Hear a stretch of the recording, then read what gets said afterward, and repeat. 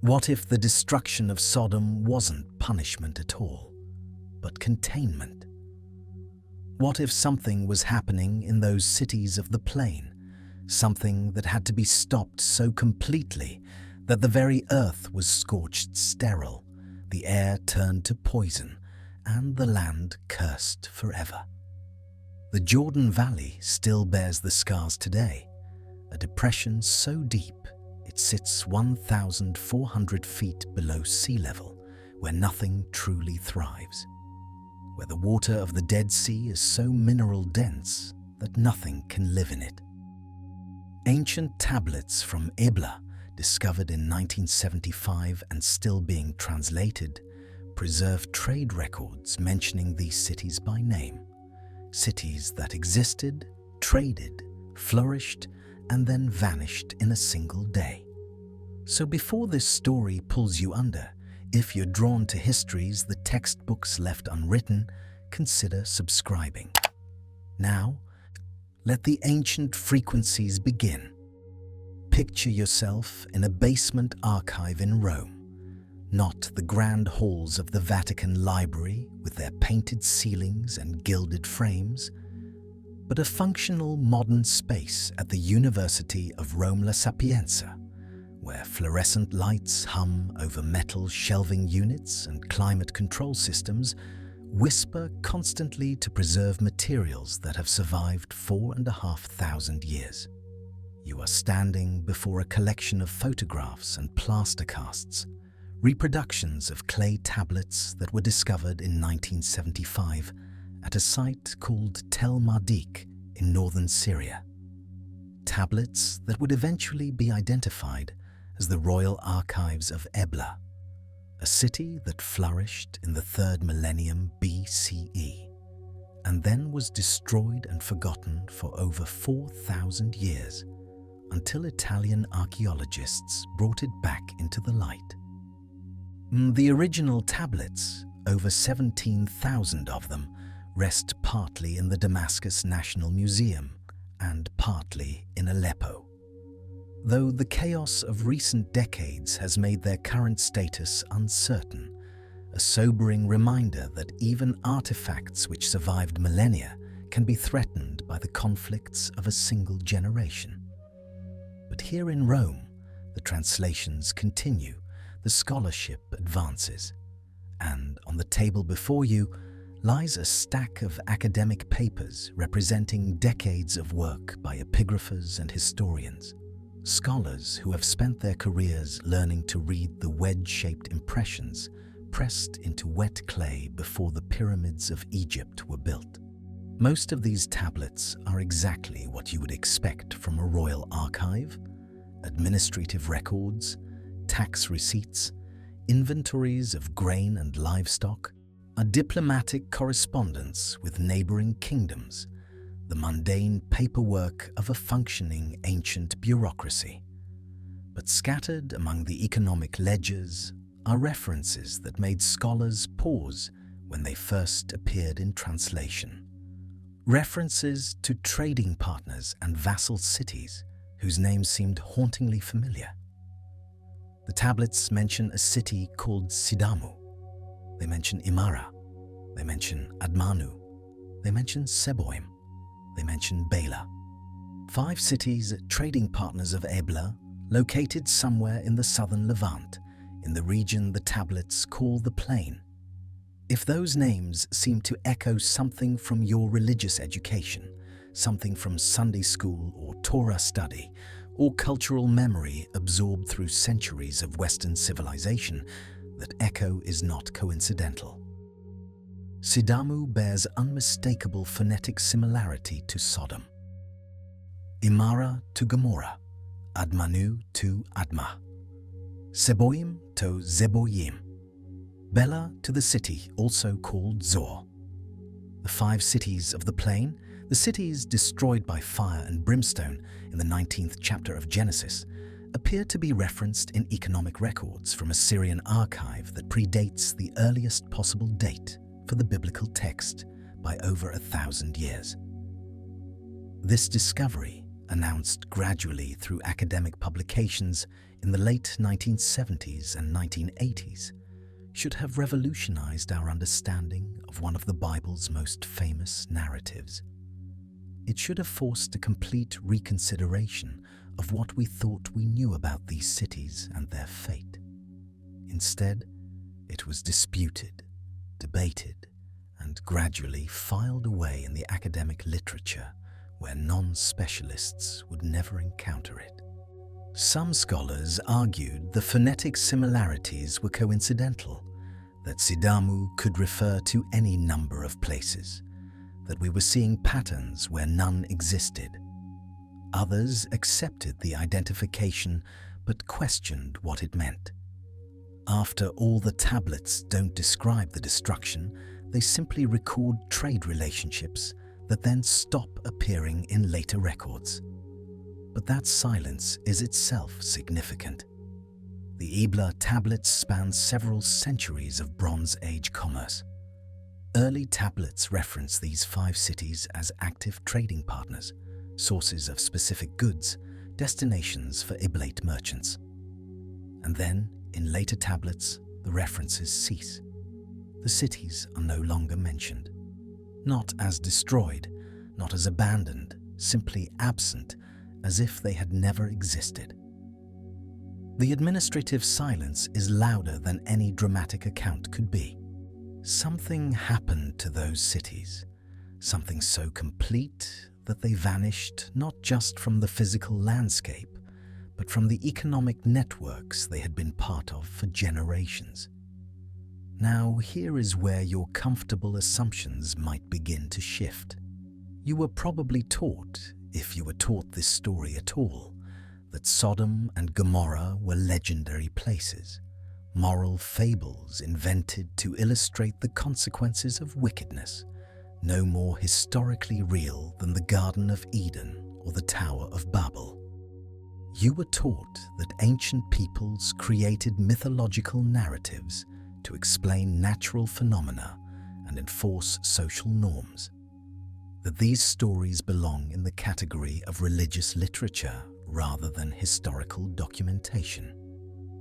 But the Ebla tablets suggest something more complex, and they suggest that the cities of the plain were real places that participated in real economies, that traded real goods with real neighboring kingdoms, that existed in the documented commercial networks of the ancient Near East. They were not legends invented centuries later. They were trading partners whose names were recorded by bureaucrats concerned with tariffs and inventories and the mundane realities of Bronze Age commerce. And if the cities were real, if they traded and prospered and participated in the economic life of their region, then their destruction was also real. Not a moral fable invented by later writers, but an actual historical catastrophe that eliminated 5 thriving urban centers from existence so completely that they became the subject of the ancient world's most famous account of divine judgment. The question that hovers over those silent tablets, the question that the academic translators approach cautiously, if they approach it at all, is devastatingly simple. If the cities were real, and if their destruction was real, then was the reason for that destruction also accurately preserved?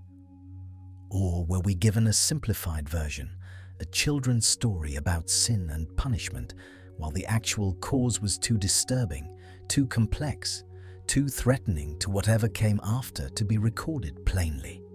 Let me take you back now to the story as most people know it, the version that has been told in religious services and Sunday school classrooms and illustrated children's Bibles for centuries, so that we can examine it carefully and notice where it begins to strain under the weight of its own contradictions. The narrative in Genesis, chapters 18 and 19, begins with Abraham, the patriarch of what will become the Israelite nation, receiving 3 mysterious visitors at his tent by the oaks of Mamre. These visitors are divine beings, though the text is deliberately ambiguous about their exact nature, referring to them sometimes as men, sometimes as angels, sometimes seemingly as manifestations of the Lord himself. Abraham shows them hospitality, prepares a meal, and then overhears their discussion of what is about to happen to the cities of the plain. The outcry against Sodom and Gomorrah is great, they say, and their sin is very grave. Abraham, whose nephew Lot lives in Sodom, begins to negotiate with the Lord in one of the most remarkable scenes of divine bargaining in ancient literature. "If there are 50 righteous people in the city, will you still destroy it?" "No," comes the answer. "What about 45? 40? 30? 20? 10? At each number, the Lord agrees to spare the city if that many righteous can be found." The negotiation stops at 10.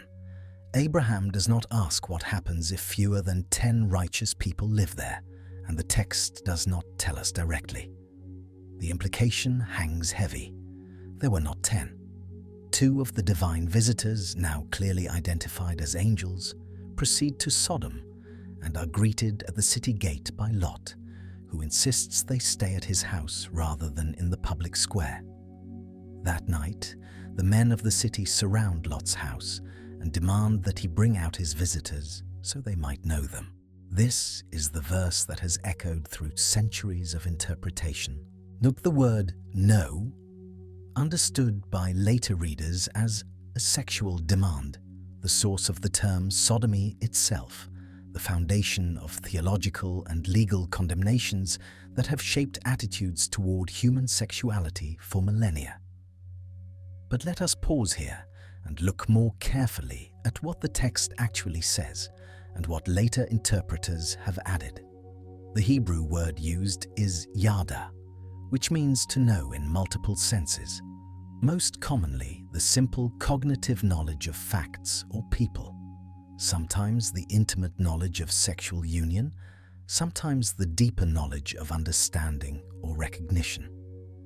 Context determines meaning, and the context here has been hotly debated for centuries.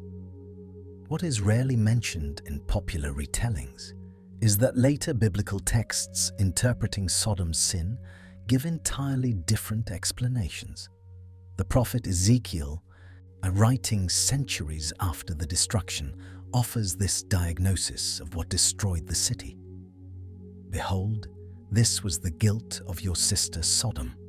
She and her daughters had pride, excess of food, and prosperous ease, but did not aid the poor and needy. They were haughty and did an abomination before me, so I removed them when I saw it. Pride, excessive wealth, complacent ease, neglect of the poor. These are Ezekiel's charges against Sodom. The prophet makes no reference to sexual immorality at all. The abomination he mentions comes after the social sins, almost as an afterthought, and the Hebrew word used, toeva, refers in other contexts to ritual impurity, idol worship, or violations of divine order, rather than specifically to sexual acts. Even more suggestive is the reference in the New Testament letter of Jude, which describes Sodom and Gomorrah and the surrounding cities as having indulged in sexual immorality and pursued strange flesh. That phrase, strange flesh, is the Greek sarkos heteras, which means flesh of another kind, flesh that is different, flesh that is other. If the writer meant to condemn ordinary human sexuality of any variety, the phrase makes no sense. Human flesh is human flesh, but flesh of another kind points towards something else entirely, toward the possibility that what the men of Sodom sought to know was not human at all. This brings us to a connection that most modern readers miss entirely because they have not been taught to read these chapters in sequence. Genesis 19, the destruction of Sodom, follows directly after Genesis 6.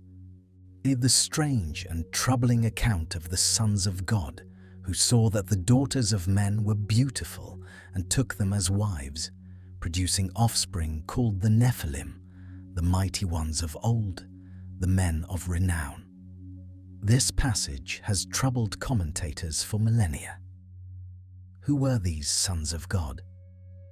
The earliest Jewish and Christian interpreters understood them to be fallen angels, divine beings who transgressed the boundary between heaven and earth by mating with human women.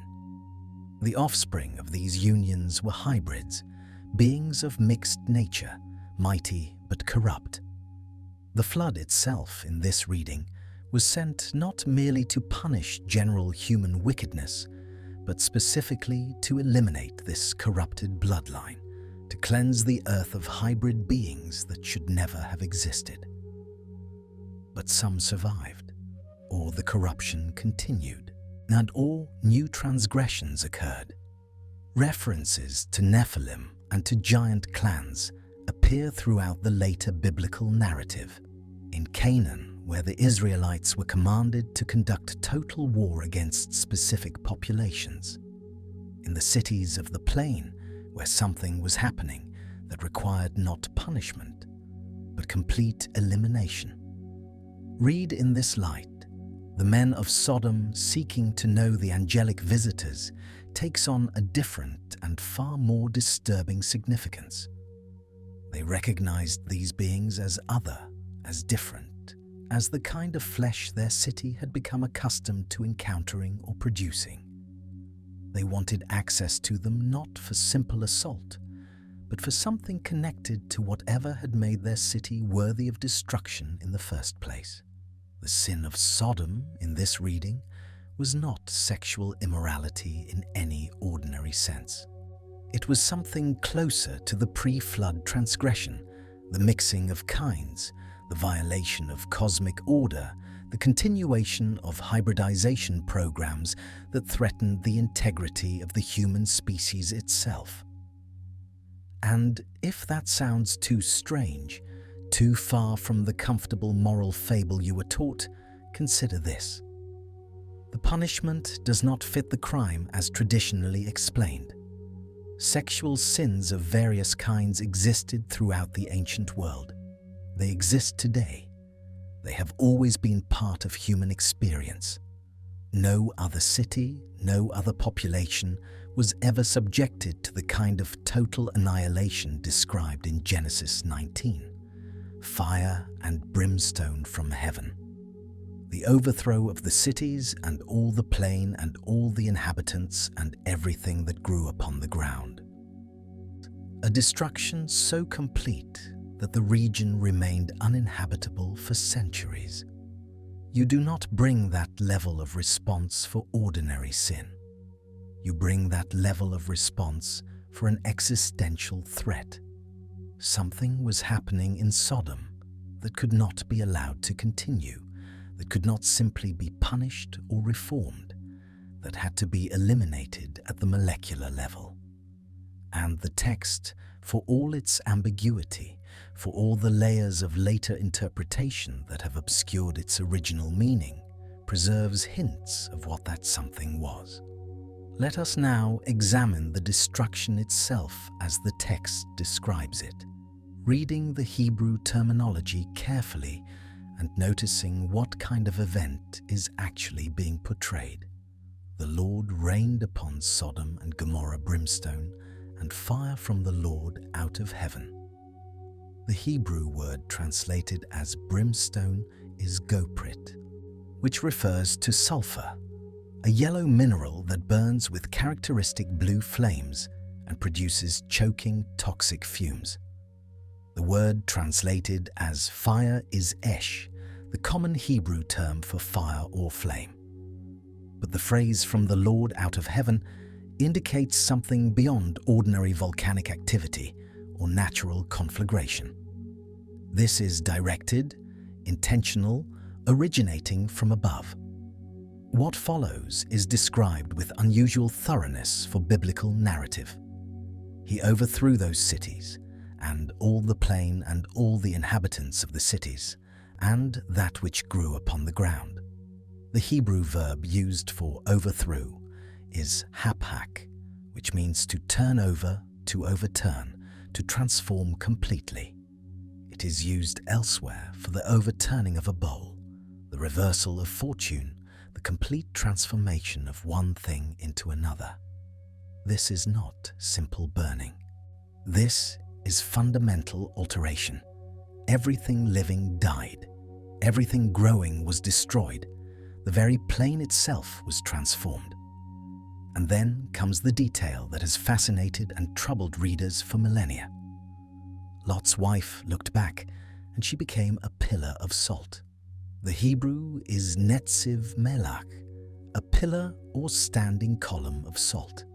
Interpreters have proposed various explanations, from metaphorical readings about the danger of looking back to naturalistic proposals about salt incrustation in the Dead Sea region.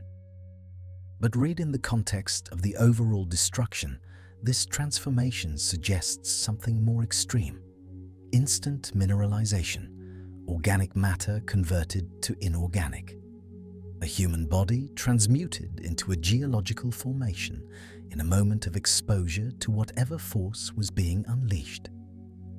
This is not what ordinary fire does to human tissue. Fire burns, chars, reduces to ash.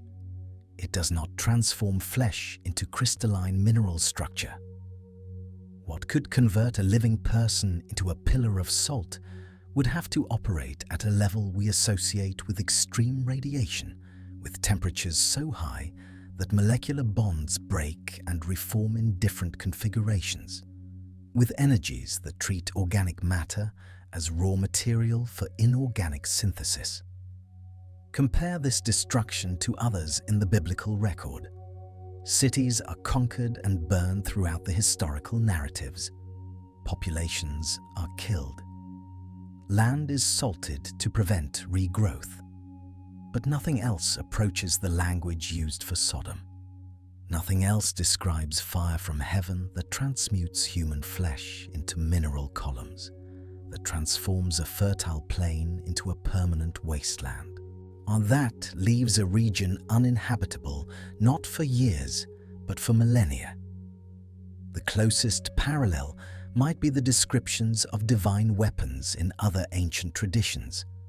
The Brahmastra of Hindu texts that produced effects matching nuclear detonation. The divine fire that Zeus used against the Titans. Weapons of the gods that operated beyond human understanding. Or the closest parallel might be geological events of catastrophic scale, asteroid impacts, cosmic airbursts that release energies measured in megatons, events that leave behind shocked quartz and vitrified stone, and the molecular signature of temperatures no ordinary fire can achieve. Whatever destroyed Sodom, it was not a simple conflagration. It was not a military assault. It was not even a particularly severe natural disaster of the ordinary kind. It was something that transformed the very matter of the place, that converted living things to mineral, that left scars on the landscape lasting to this day. And that leads us to the final piece of this opening exploration, the physical reality of the region where these cities once stood, the place where you can go today and stand in the silence and feel the weight of what happened there. The Dead Sea sits in the Jordan Rift Valley, a tectonic depression that forms part of the great geological fracture running from Turkey to East Africa. At 1,412 feet below sea level, it is the lowest point on the Earth's exposed land surface. The water that collects here has no outlet to the ocean. It can only escape through evaporation, which concentrates the minerals dissolved within it until the salinity reaches 34%. Is nearly 10 times the salt concentration of typical seawater. Nothing lives in the Dead Sea. Not fish, not plants, not the microbial life that colonizes even the harshest environments on Earth. The salt concentration is simply too extreme. Organisms placed in this water have their cellular moisture drawn out through osmosis. They desiccate. They die. The sea that should be teeming with the life common to any body of water in a warm climate is utterly sterile. A liquid desert, water that kills rather than sustains. The shores and surrounding landscape match this desolation. White mineral deposits crust the rocks. Salt pillars and formations rise from the shallows. The mountains flanking the valley are barren, stark, stripped of the vegetation that softens most Middle Eastern terrain. The air shimmers with heat. The silence is absolute. There are no birds calling, no insects buzzing, no sounds of life at all. It feels wrong in a way that is difficult to articulate, a landscape that should support abundant life, but instead radiates a kind of permanent hostility to living things. And here is what makes this significant for our inquiry. The biblical text describes this region before the destruction. In Genesis 13, when Abraham and Lot are dividing the land between them, Lot looks toward the Jordan Valley and sees that it was well watered everywhere, like the garden of the Lord, like the land of Egypt. The garden of the Lord. This is Eden language, paradise language, the most fertile and blessed landscape the author can imagine. The comparison to Egypt, with its Nile-fed abundance, reinforces the image of lush, productive land watered by rivers and streams. The region we now call the Dead Sea Valley, the barren salt desert where nothing grows and nothing lives, was once described as paradise, as Eden, as the garden of the Lord. Something transformed it. Something took a well-watered plain where cities flourished and trade networks connected communities across hundreds of miles, and turned it into the lowest, deadest, most desolate place on the surface of the earth. And the transformation was permanent. 4,000 years later, the Dead Sea is still dead. The shores are still barren. The mineral concentrations are still lethal to life. Whatever happened here did not just kill what was living at the time. It altered the fundamental conditions of the environment so that recovery became impossible. The land itself was sterilized. This is not what natural disasters typically do. Volcanic eruptions devastate regions that recover within decades or centuries as new soil forms and life returns. Earthquakes destroy, and then the rubble becomes foundation for new construction. Floods recede, and the land dries and plants grow again. Even the sites of atomic bomb detonations, Hiroshima and Nagasaki, are thriving cities today, rebuilt within a generation. But the Dead Sea region has not recovered in 4,000 years. The water is still poisoned.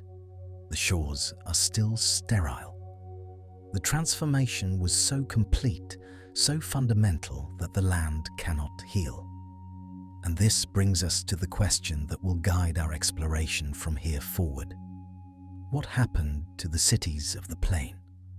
What force was unleashed upon Sodom and Gomorrah and Admah and Zeboim that their very location became a permanent wasteland?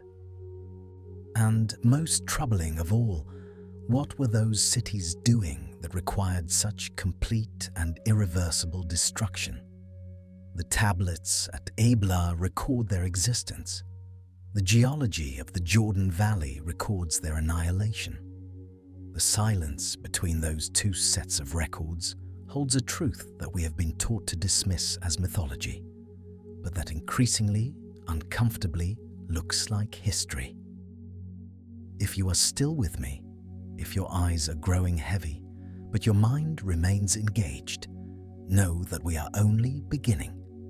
The evidence goes deeper, the patterns grow clearer, and the question of why Sodom had to be erased, not punished, not reformed, not conquered and rebuilt, but erased so completely that the earth itself bears the scar 4 millennia later. That question leads us into territory that the comfortable versions of this story were designed to obscure. Now let us leave the world of texts and translations and step into the world of dirt and stone and the patient, slow work of archaeology. Because what happened next in the story of Sodom is something that most people, including most scholars, never expected to find. And that is physical evidence that the destruction actually occurred. Not as metaphor, not as theological illustration, but as a datable, measurable, catastrophic event that left scars in the earth we can still examine today. In 2005, a team led by archaeologist Dr. Stephen Collins began excavations at a site called Tol El Hammam in the southern Jordan Valley just northeast of the Dead Sea. And what they found over the following years would challenge everything comfortable about how we understand the relationship between biblical narrative and historical fact. The site is massive, covering approximately 36 hectares, making it by far the largest Bronze Age city in the entire southern Levant region, larger than Jerusalem, larger than Jericho, larger than any other urban center for hundreds of miles in any direction.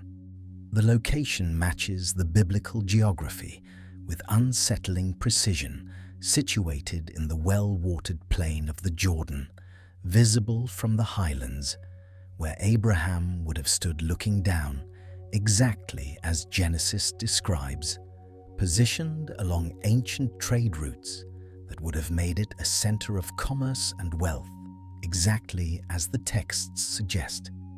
For approximately 3,700 years, people lived here continuously, generation after generation, building on the foundations of their ancestors, expanding the city walls, constructing temples and palaces, and the infrastructure of a sophisticated urban civilization. And then, around 1650 BCE, everything stopped. Not gradually, not through the slow decline that characterizes most ancient city collapses, but suddenly, catastrophically, completely within what appears to be a single day. And the excavation revealed a destruction layer unlike anything the archaeologists had encountered before in their careers. A thin stratum of material that told a story so violent, so extreme, that it took years of analysis before they fully understood what they were looking at. Pottery shards were found with their surfaces melted into glass, a phenomenon that requires temperatures exceeding 1,500 degrees Celsius temperatures, far beyond what any ordinary fire or even volcanic activity in the region could produce. Mud brick structures, the basic building material of ancient Near Eastern cities, had their outer surfaces vitrified, transformed into a glassy coating that forms only when clay is heated above 2,000 degrees Celsius and then cools rapidly. Human skeletal remains were discovered, showing patterns of thermal damage that spoke of instantaneous exposure to extreme heat bones that had partially calcified in ways consistent with flash heating rather than prolonged fire exposure. Perhaps most disturbing was the discovery of material that the researchers compared to trinitite, the glassy substance created at the Trinity nuclear test site in New Mexico in 1945, when the first atomic bomb transformed desert sand into fused radioactive glass through the sheer intensity of the detonation. Similar material was found scattered throughout the destruction layer at Tol El Hammam. Tiny spherules of melite glass that had formed when ordinary soil was superheated to temperatures that should not have been possible in the ancient world, then cooled as it fell back to Earth. In 2021, a comprehensive scientific paper was published in the journal Nature Scientific Reports, authored by a team of 21 researchers from multiple institutions and disciplines, documenting their findings in rigorous technical detail. The paper presented evidence that would have seemed like fantasy if it had been proposed even a few decades earlier. Shocked quartz was found in the destruction layer quartz crystals that had been subjected to pressures so intense that their molecular structure deformed in characteristic ways that only occur under two known circumstances: nuclear detonation and cosmic impact. Platinum and iridium anomalies were detected in the same layer elements that are rare in Earth's crust, but common in asteroids and comets, their presence serving as a chemical signature of extraterrestrial material mixed into the destruction debris. The pattern of destruction radiated outward from a central point located not on the ground, but above the city, consistent with what scientists call an airburst event, where an incoming object explodes in the atmosphere rather than striking the surface directly. The researchers calculated that the energy released would have been equivalent to a 10 megaton nuclear explosion, or approximately 600 times more powerful than the bomb dropped on Hiroshima, enough to instantly destroy every structure within a blast radius of several kilometers, and enough to generate the temperatures required to produce the vitrified materials and melted pottery and fused glass found throughout the site. The airburst hypothesis explained something else that had puzzled researchers: the presence of salt embedded in the destruction layer at concentrations far above normal soil levels. The explosion, they suggested, occurred over or near the Dead Sea, vaporizing enormous quantities of mineral-laden water, which then fell across the city and surrounding agricultural land as a toxic rain of salt and superheated brine, poisoning the soil so thoroughly that the region remained uninhabited for the next 600 years. The evidence was peer-reviewed, published in a respected scientific journal, replicated by independent researchers using different methodologies.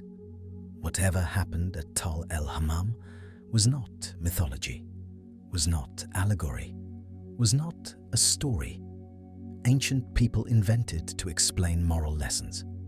Something happened there, something that left physical traces. We can measure something that matches what the ancient texts describe with uncomfortable precision: fire from heaven, total destruction salt, and sterility for centuries afterward. Close your eyes for a moment, if they are not already closed, and let this settle into your awareness. We have archaeological evidence for the destruction of Sodom. Not proof. Certainly, science is always provisional, always open to revision, but evidence strong enough to publish in Nature, strong enough to survive peer review, strong enough that serious researchers are willing to stake their professional reputations on the claim that a cosmic airburst destroyed this city approximately 3,650 years ago. The Sunday school story, the tale we were told as children about God punishing wicked people for their sins, may be describing something that actually happened. And that realization opens a door to questions far more disturbing than anything the simple moral narrative prepared us for. But here is where the comfortable scientific explanation begins to fray at the edges, where the neat hypothesis of random cosmic chance starts to develop cracks that let something stranger seep through. The airburst theory explains the physical evidence beautifully. It accounts for the temperatures, the shocked quartz, the platinum anomalies, the salt contamination, the pattern of destruction radiating from a point above the city. What it does not explain is the precision. Consider the Tunguska event of 1908, when a cosmic body, likely a comet fragment or small asteroid, exploded in the atmosphere above a remote region of Siberia. The blast flattened approximately 2,000 square kilometers of forest, an area roughly the size of a major metropolitan region, with trees knocked down in a radial pattern extending for miles in every direction from ground zero. Consider the Chelyabinsk event of 2013, when a meteor exploded over the Russian city of that name. The shockwave shattering windows across hundreds of square kilometers, injuring over 1,500 people through flying glass shards. These events were powerful, but they were also geographically dispersed, affecting vast areas with diminishing intensity as distance from the blast center increased. The destruction at Tall El Hammam was different.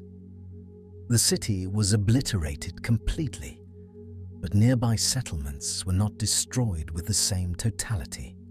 The pattern suggests something more focused, more controlled, almost surgical in its targeting. The ancient texts are explicit about this selectivity.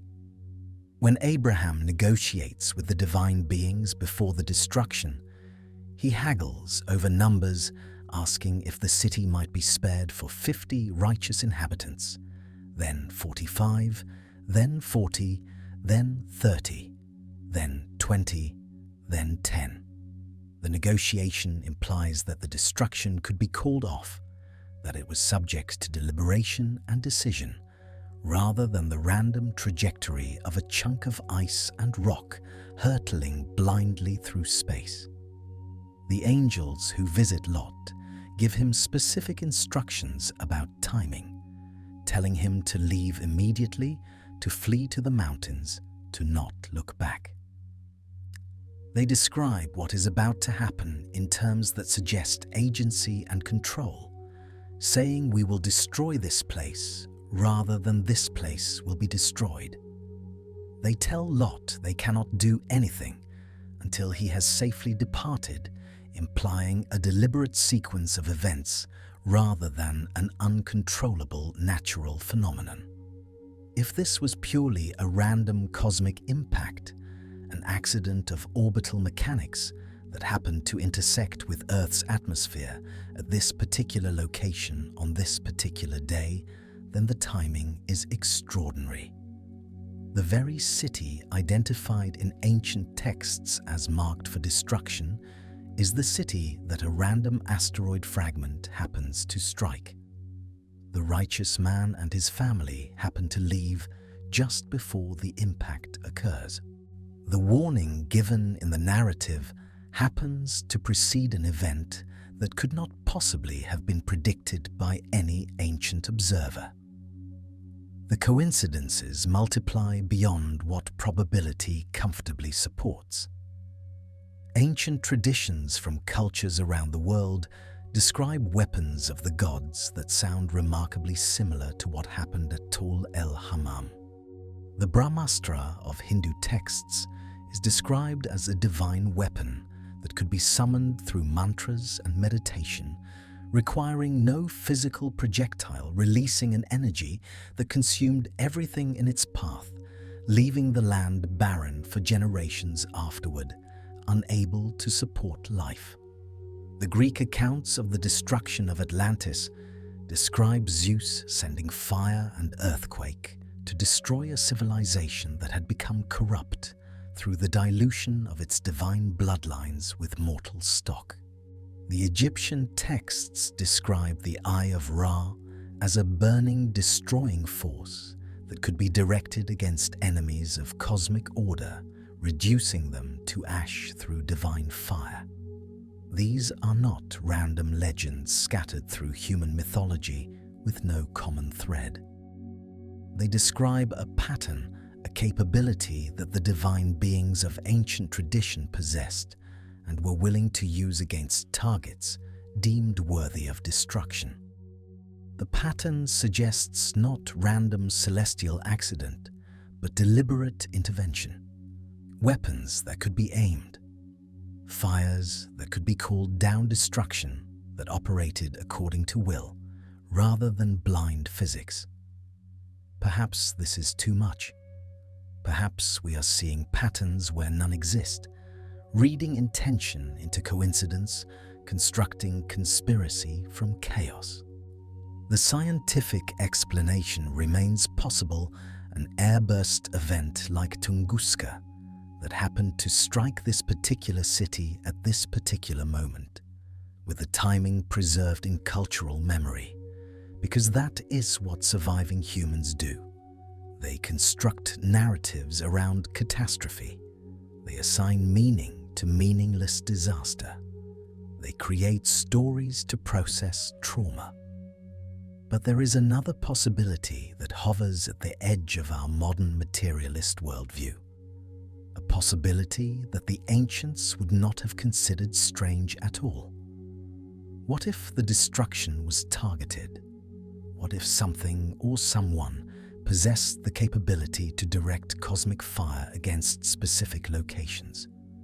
What if the texts are not mythology, struggling to explain natural disaster, but documentation of an exercise of power we do not yet understand? Now, we must ask the question that scholars have spent centuries avoiding: what was actually happening in Sodom that merited this level of response? The standard interpretation focuses on sexual sin, specifically homosexual behavior, reading back into the ancient text moral categories that developed millennia later. But as we discussed earlier, this reading is a late addition, not the original understanding of what went wrong in the cities of the plain. The book of Jasher is not part of the canonical Bible, but it is referenced in the Bible itself, both in Joshua and in 2 Samuel, as a source that the biblical authors knew and considered authoritative. This text preserves traditions about Sodom that paint a far more detailed and far more disturbing picture than the brief Genesis account. According to Jasher, the people of Sodom had developed elaborate legal systems designed specifically to exploit strangers and travelers.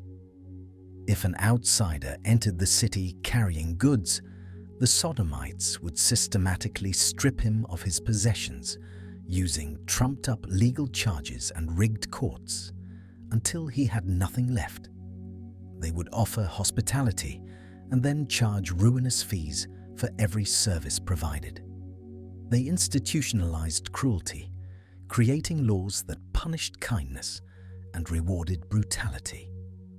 One famous passage describes what happened to outsiders who could not pay the debts accumulated against them through these predatory practices.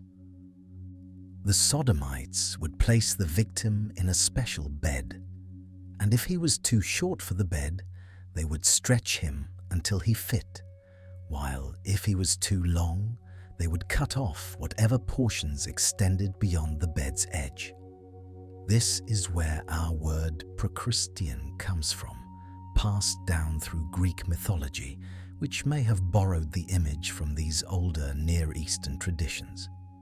But buried in the Jasher account alongside these descriptions of systematic cruelty are hints of something else, something stranger than mere human wickedness. References to the mixing of kinds, to breeding practices that crossed boundaries that should not be crossed, to offspring that were not entirely human. The Book of Enoch provides the framework for understanding these hints. In chapters 7 and 8, Enoch describes how a group of divine beings, called the Watchers, descended to earth and took human women as wives, producing hybrid offspring called Nephilim. But the Watchers did more than interbreed with humanity. They taught forbidden knowledge, specific sciences that humans were not supposed to possess. The list includes weaponry and the working of metals, cosmetics and beautification astrology, and the reading of celestial signs, but also something translated variously as the cutting of roots, the knowledge of plants, the resolving of enchantments. Some researchers suggest these phrases describe an ancient understanding of what we would now call genetics, the manipulation of biological inheritance, the cutting and grafting of living things, the creation of new forms through deliberate breeding and modification. Indeed, the text says, "And there was great impiety and much fornication, and they went astray, and all their ways became corrupt." The word translated as fornication is not referring to ordinary sexual immorality. In context, it specifically describes the crossing of boundaries between human and divine, the mixing of bloodlines that should remain separate, the continuation of the Watcher program that had already provoked the catastrophic response of the flood. And all flesh had corrupted its way upon the earth, Genesis reports, just before describing the flood, not just human flesh, but all flesh. Something had gone wrong at the biological level, something that required total reset. The flood destroyed the world that the Watchers had corrupted. But according to post-flood texts, not everything was eliminated. References to giants, to Nephilim, descendants to mighty men of old, continue to appear in the biblical narrative after the waters recede. The Anakim, the Rephaim, the Imim. These names for giant clans appear in the conquest narratives, suggesting that pockets of the old corruption survived or re-established themselves in specific locations. Were the cities of the plain such locations? Was Sodom a post-flood center for the continuation of pre-flood practices? When the men of Sodom surrounded Lot's house and demanded that he bring out the visitors so they could know them, were they recognizing something different about these beings, something that marked them as potential genetic material for programs the Sodomites were running? The Hebrew word translated as "know" is yada, and while it can certainly carry sexual connotations, it more fundamentally means to know in the sense of intimate acquaintance, to investigate, to examine, to become familiar with.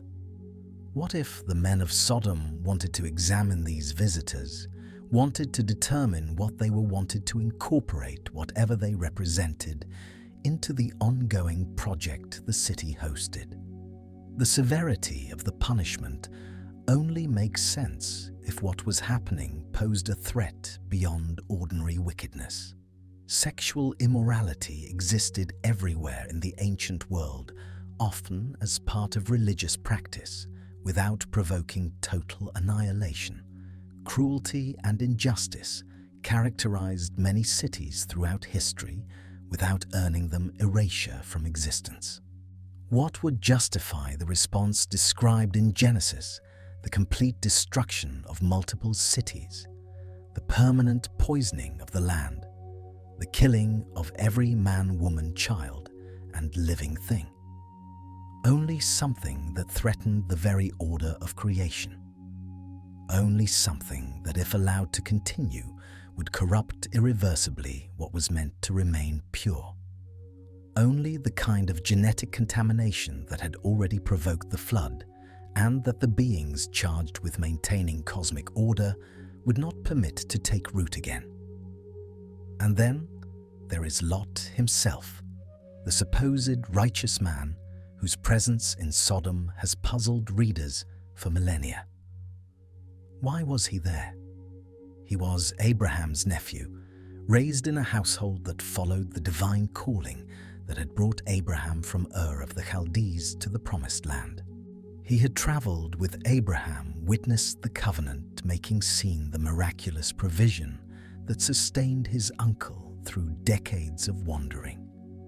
And yet, when given the choice of where to settle, Lot looked toward the cities of the plain, saw that they were well watered and prosperous. like the garden of the Lord, the text says, and chose to pitch his tent towards Sodom. By the time the angels arrive, Lot is no longer camping outside the city. He is sitting in the gate, the place where legal disputes were adjudicated, where business was conducted, where the elders and officials of the city held court. Lot held a position of authority in Sodom, a seat among the judges or rulers, a role that would not have been given to an outsider who maintained strict separation from the city's practices. His daughters were betrothed to men of Sodom integration through marriage alliance, the very thing the later Israelite law would explicitly forbid when dealing with the nations marked for destruction. When the angels warn Lot to gather his family, his sons-in-law to be laugh at him, dismissing his warning as a joke. They do not take him seriously as a moral authority, as someone whose words carry weight in spiritual matters. They see him as what he appears to be, one of them a sodomite who happens to have foreign relatives. After the escape, after the destruction, comes the strange episode in the cave. Lot's daughters, having witnessed the annihilation of everything they knew, believing themselves to be among the last survivors on earth, conceive a plan to preserve their father's line. That they get him drunk on consecutive nights, lie with him while he is unconscious, according to the text, and conceive children by him. Their reasoning is explicit. There is not a man in the earth to come in unto us after the manner of all the earth. They believe the destruction was total, not just of their cities, but of the world. They saw what fell from the sky. They felt the heat, they smelled the sulfur and brimstone, and they concluded that nothing remained. Their solution was genetic preservation, the continuation of bloodline by whatever means necessary, even means that under normal circumstances would be unthinkable. The children born from these unions became the founders of the Moabites and the Ammonites nations that would have complex and often hostile relationships with Israel throughout biblical history. The prophets would later condemn these peoples, sometimes suggesting there was something fundamentally wrong with their lineage, something that made them perpetual enemies of the divine plan.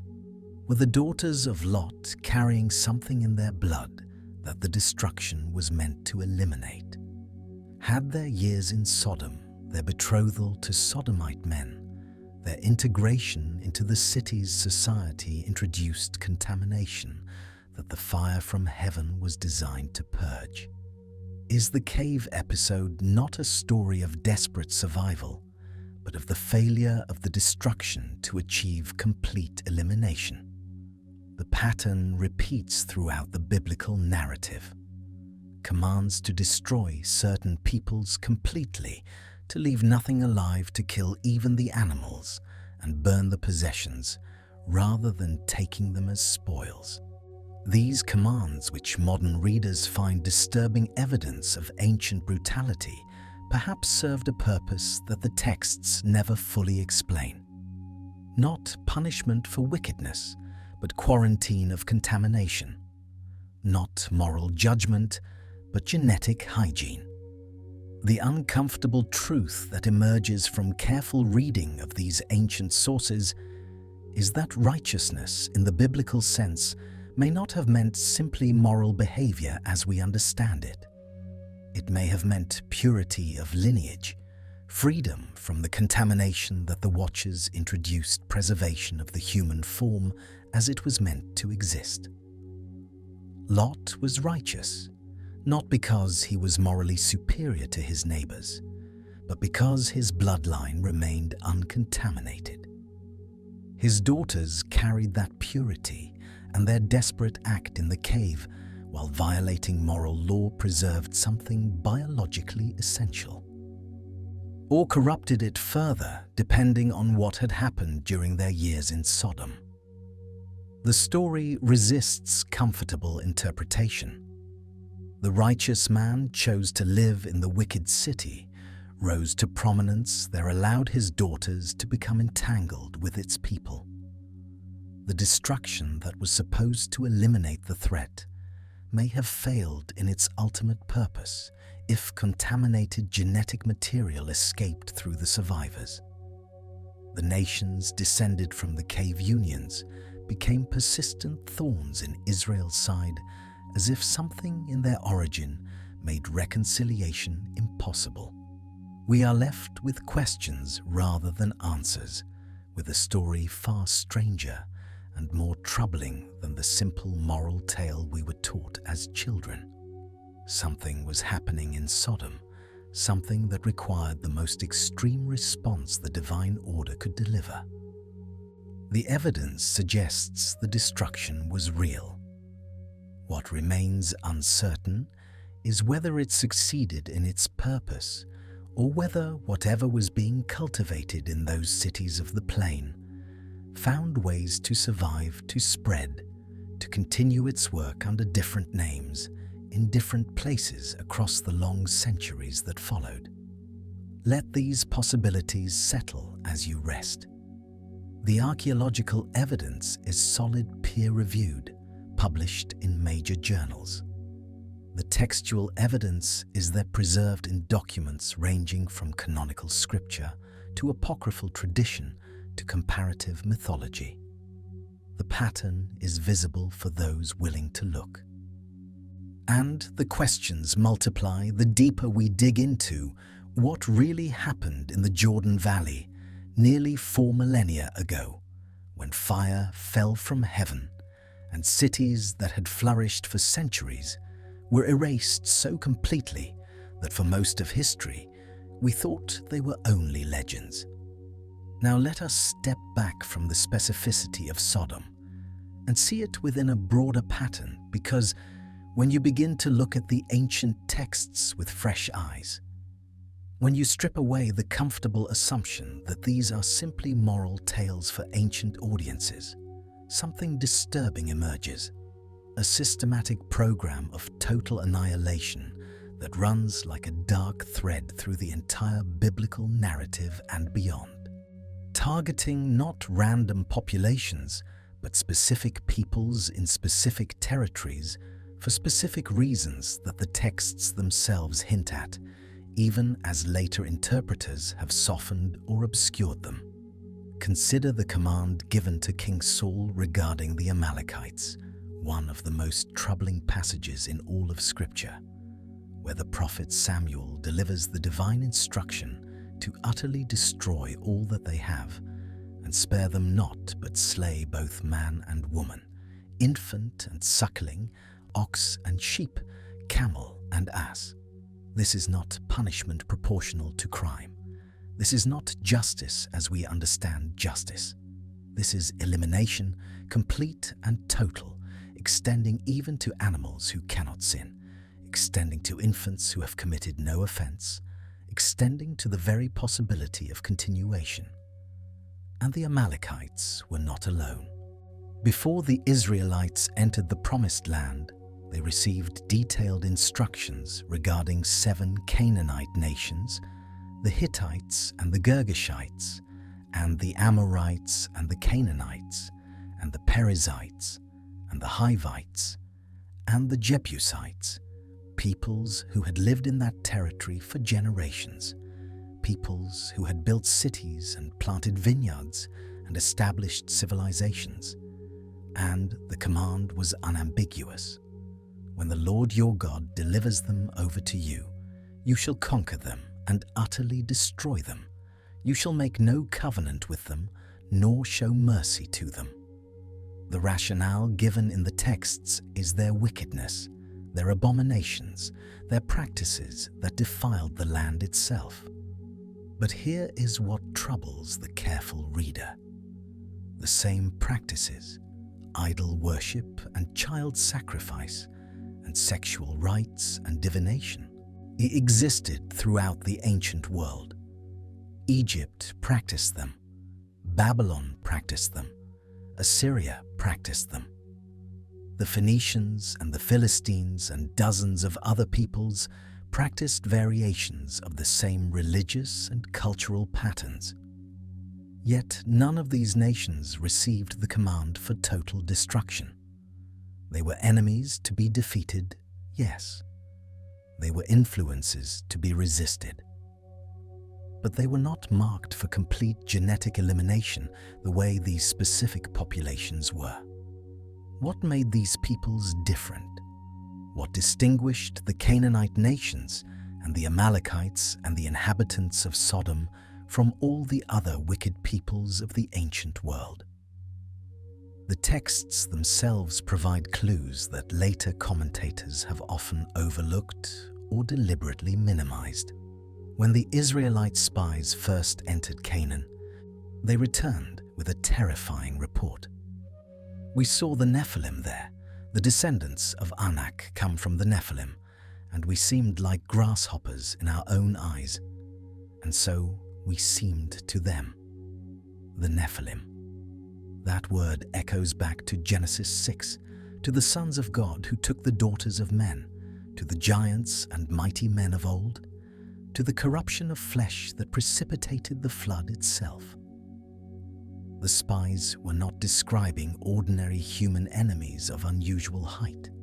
They were describing something else, something that connected to the pre-flood world, something that should have been eliminated in the waters, but somehow persisted, scattered across specific territories, concentrated in specific populations, carrying bloodlines that the divine order could not permit to continue.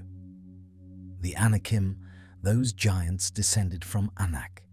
Ye occupied Hebron and the hill country of Judah.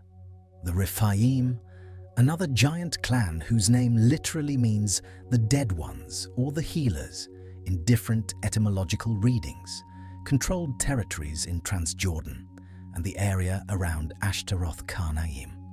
The Emim, meaning the terrible ones, dwelt in the territory that would become Moab. The Zamzumim, the buzzers or planners, occupied what would become Ammonite territory. These were not merely tall people. The texts describe them with a specificity that suggests something categorically different. Og of Bashan, explicitly called the last of the Rephaim, possessed a bed measuring 9 cubits by 4 cubits, roughly 13 feet by 6 feet. A bed preserved as an artifact of wonder in the Ammonite capital of Rabbah. Either this was an absurd exaggeration serving no narrative purpose, or it was documentation of something genuinely anomalous, a being whose physical dimensions required furniture of inhuman scale. And when we map the territories marked for Cherem, for that complete devotion to destruction that permitted no survivors and no mercy, they overlay precisely with the territories associated with these giant clans. The hill country where the Anakim dwelt, the Transjordan regions where the Rephaim ruled, the cities of the plain where something so terrible was happening that fire had to fall from heaven to sterilize the very ground. The Hebrew concept of cherem deserves particular attention because it operates differently from ordinary warfare or punishment in the ancient legal and religious framework. Objects or peoples placed under cherem were not merely conquered or killed. They were devoted to destruction in a quasi-sacred sense, removed from ordinary existence, banned from any possible integration or continuation. When Achan violated the cherem at Jericho by keeping some of the dedicated spoils, he and his entire family and all his animals and possessions were destroyed. The contagion, whatever it was, could not be allowed to spread through contact or possession or lineage. This is quarantine logic. This is containment protocol.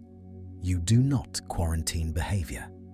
If the problem were merely cultural practices, those could be reformed through education, through integration, through the gradual influence of different values.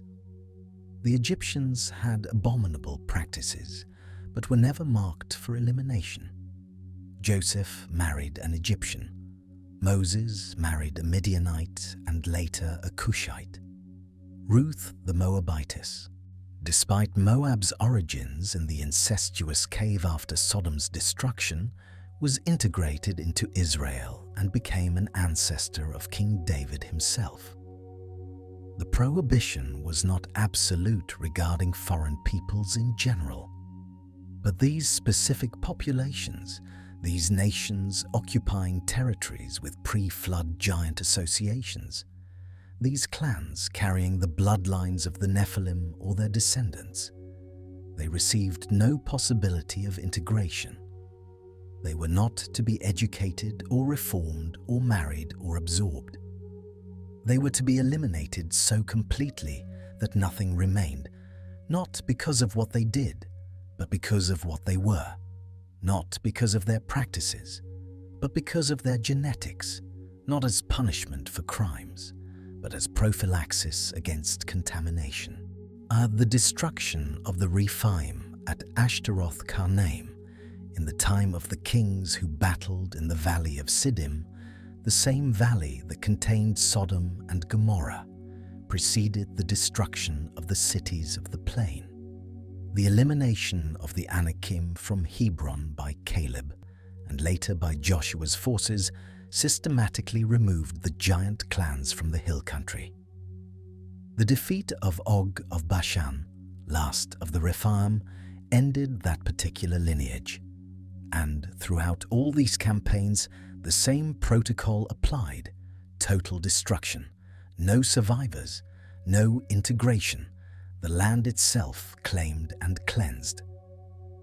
If we are honest with the texts, if we allow them to say what they appear to be saying, rather than forcing them into comfortable moral frameworks, a terrible pattern emerges. Something happened before the flood that corrupted the human gene pool. The flood was meant to eliminate this corruption, to cleanse the earth and start again with Noah's uncorrupted lineage. But somehow, whether through survival in isolated refugia or through renewed contact between the seen and unseen realms, or through mechanisms we cannot now reconstruct, the contamination persisted. Pockets of corrupted bloodlines survived, concentrated in specific territories, manifesting as giant clans and peoples of unusual physical and perhaps psychological characteristics. And the divine response, as recorded in these ancient texts, was not rehabilitation, but elimination, not punishment, but prevention, not judgment for past sins, but protection of future humanity from an existential biological threat. Sodom fits this pattern perfectly. The cities of the plain were not destroyed merely because their inhabitants were inhospitable or sexually deviant or arrogant in their prosperity. They were destroyed because something was happening there, something connected to the pre-flood corruption, something that could not be allowed to continue, something that required not just the death of the inhabitants, but the permanent sterilization of the land itself. The same fire that fell from heaven, the same total destruction, the same salting of the earth that would prevent regrowth for millennia. This was not proportional response to moral failure. This was biological warfare against a genetic threat. Now, let us widen our lens further and look beyond the Hebrew scriptures. Because if this were merely a peculiarity of Israelite theology, we might dismiss it as the xenophobic mythology of a particular ancient culture. But the same pattern appears across civilizations that had no contact with each other, separated by oceans and millennia, yet telling remarkably similar stories about divine human hybridization, leading to corruption, leading to catastrophic destruction. Consider Plato's account of Atlantis, transmitted in two dialogues, the Timaeus and the Critias, presented not as myth, but as historical record passed down through the Egyptian priesthood. Atlantis was founded, according to this account, by Poseidon, a god who fell in love with a mortal woman named Cleito. Their union produced hybrid offspring who became the royal dynasty of the island civilization.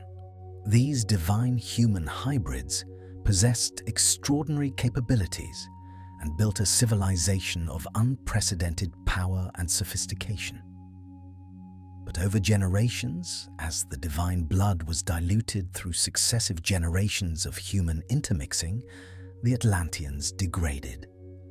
The divine portion faded, Plato writes, and the human nature got the upper hand.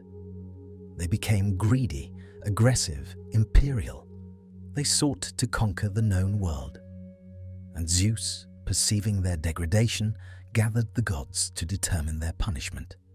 The dialogue breaks off before describing the destruction itself, but other references indicate Atlantis was destroyed by earthquake and flood in a single day and night of terror, submerged beneath the waves never to rise again.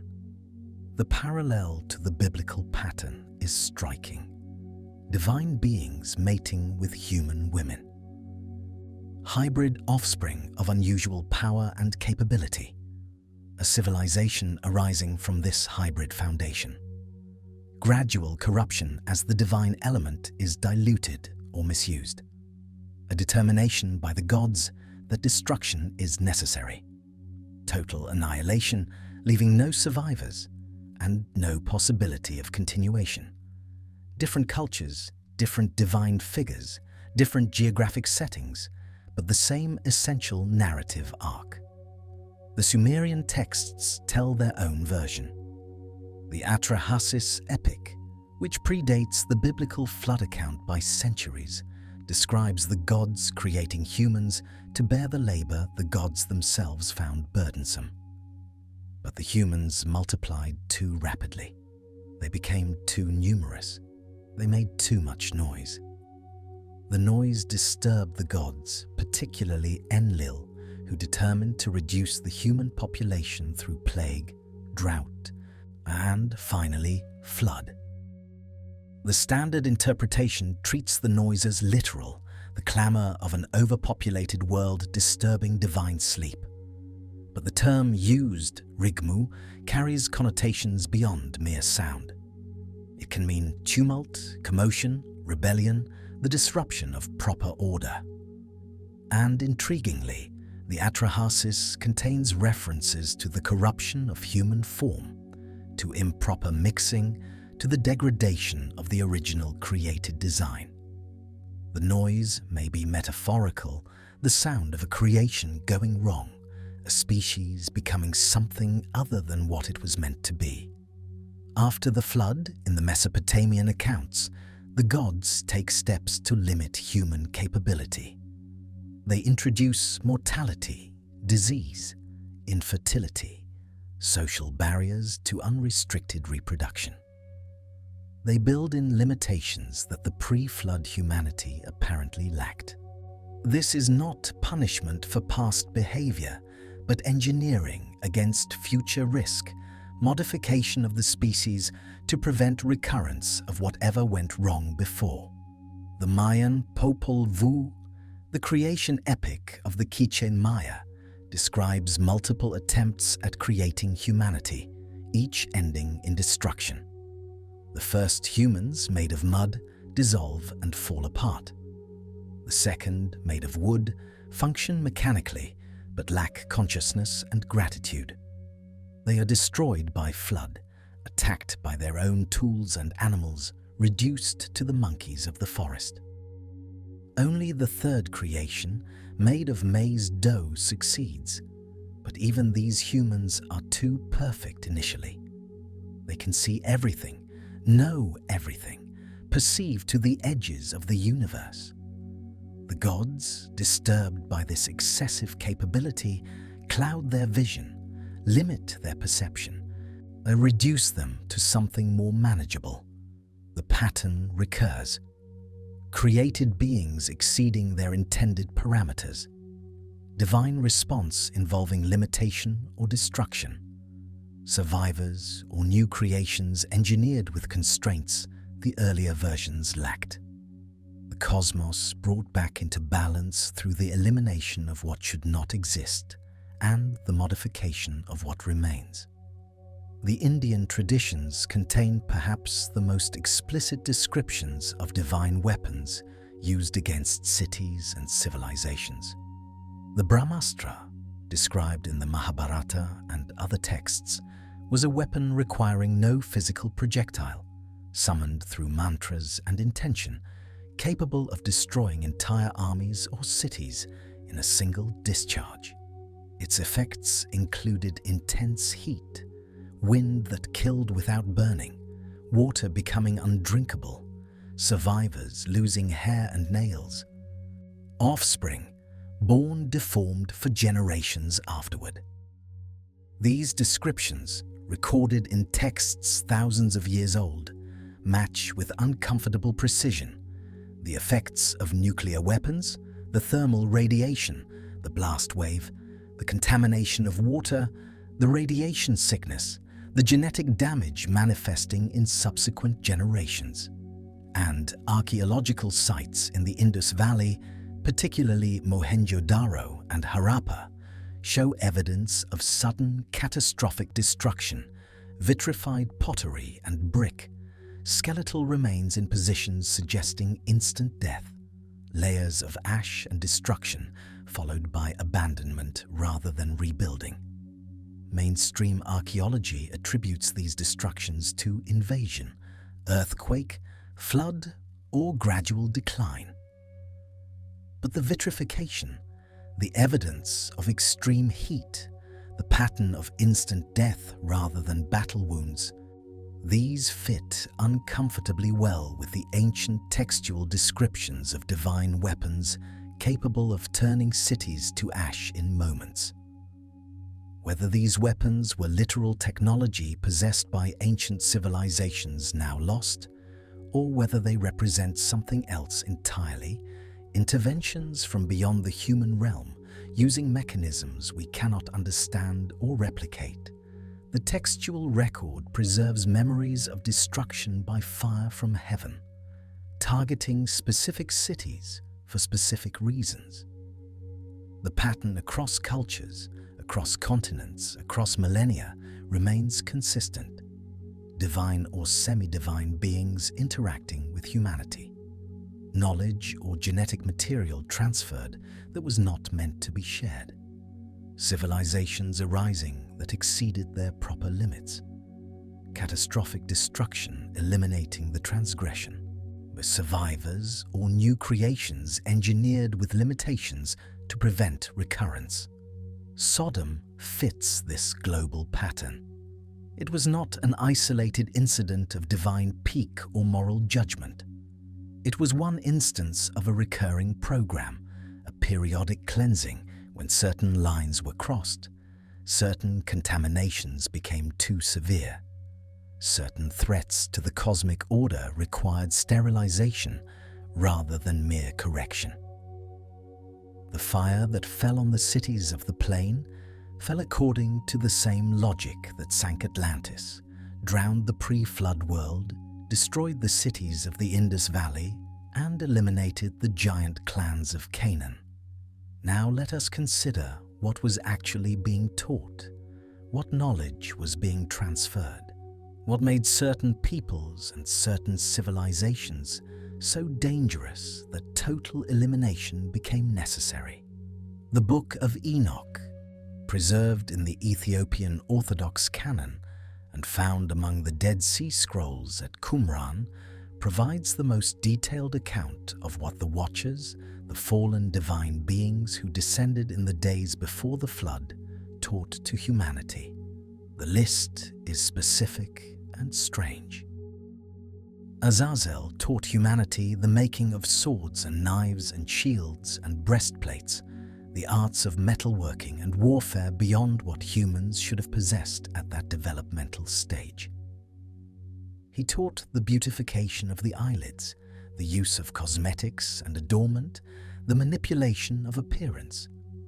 He taught the working of precious stones and dyes, luxury crafts requiring sophisticated chemistry.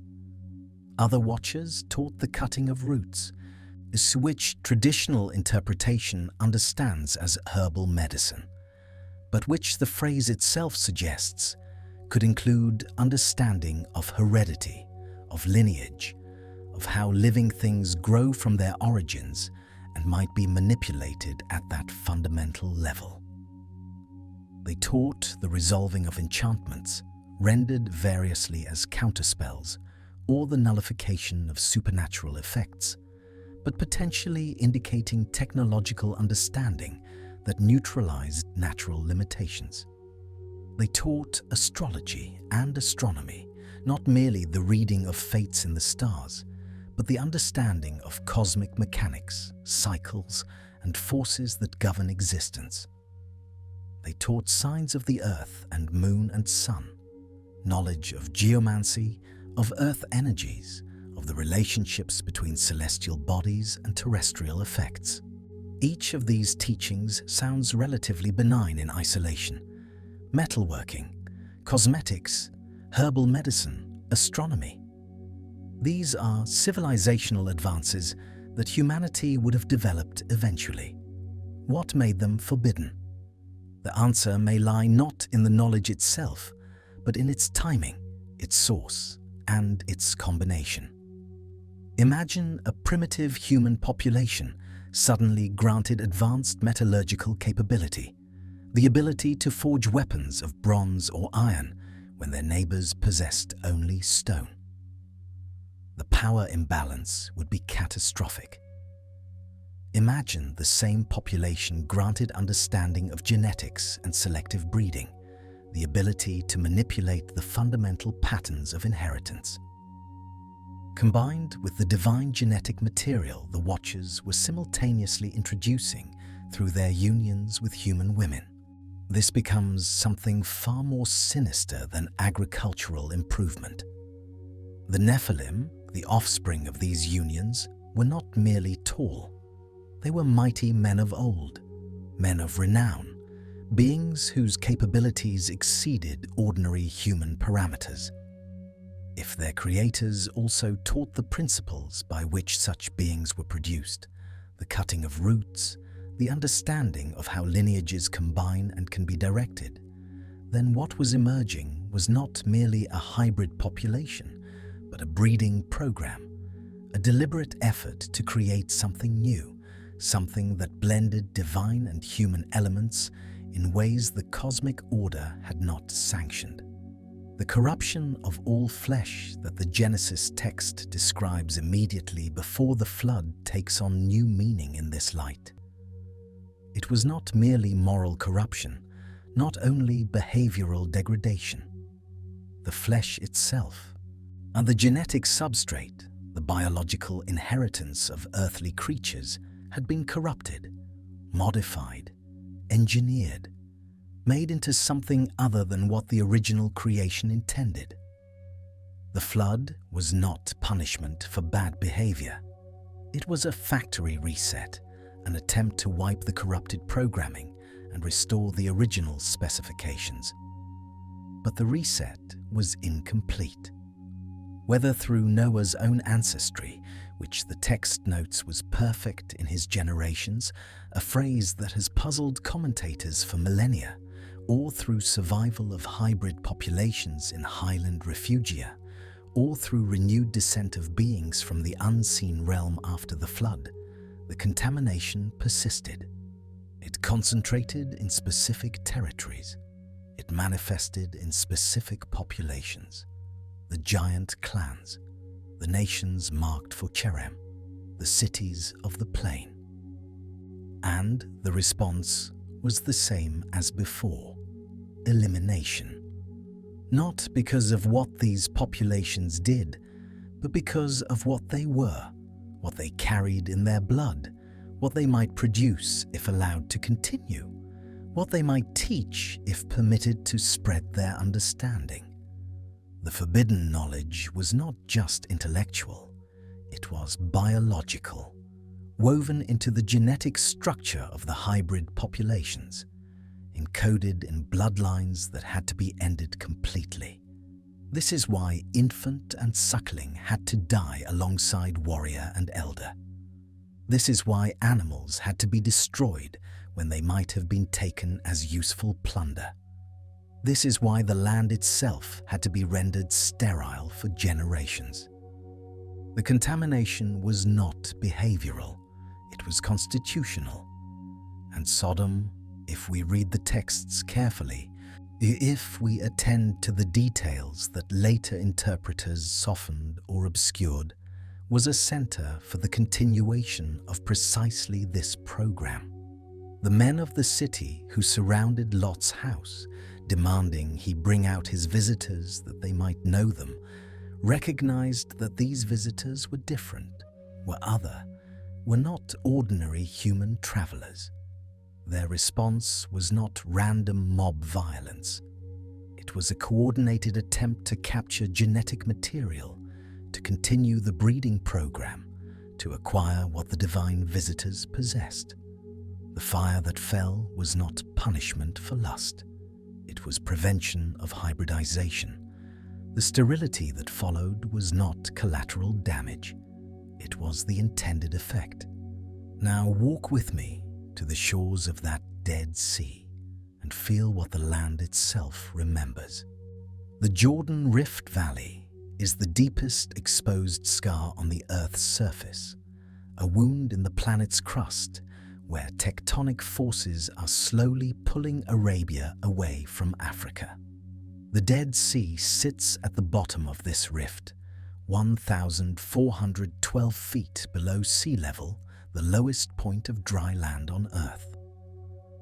Nothing quite prepares you for the wrongness of this place. The water, if you can call it water, is so saturated with dissolved minerals, particularly sodium chloride, that it has the viscosity of oil, the taste of battery acid, the character of something that should not be liquid, but has been forced into that state against its nature. Nothing lives in it. Not fish, not algae, not bacteria in its depths. The extreme salinity, the mineral load, the chemical hostility of the water makes it incompatible with the cellular processes that define terrestrial life. The shores are encrusted with salt formations, white and crystalline, beautiful in their geometry, utterly sterile in their implications. The surrounding landscape bakes in heat that reflects off mineral surfaces with blinding intensity. Vegetation is sparse to non-existent in the immediate vicinity. What grows in the wider region struggles, stunted, malformed, clinging to existence in conditions that actively resist life. And the geological record confirms that this was not always so. The texts describe the region before the destruction as like the garden of the Lord, like the land of Egypt for its fertility. The Jordan Valley, watered by the river before it reached its terminal evaporation point, supported abundant life. The cities of the plain were prosperous trading centers precisely because the region was fertile, hospitable, rich in resources. Something transformed it. Something released the mineral deposits that had accumulated in subterranean layers. Something heated the ground to temperatures that vitrified the upper surfaces and melted the crystalline structures below. Something spread contamination across the landscape so thoroughly that 4,000 years of weathering and erosion have not restored the original fertility. The thermal event theory suggests a cosmic airburst, an exploding meteor that released energy measured in megatons without leaving a crater, flash heating the ground surface, melting sulfur deposits, igniting everything combustible, and releasing the subsurface minerals that poisoned the water and soil for millennia. This is the mainstream scientific explanation for the evidence at Tul el Hammam and the surrounding region. But consider the alternative interpretation, one that the texts themselves suggest.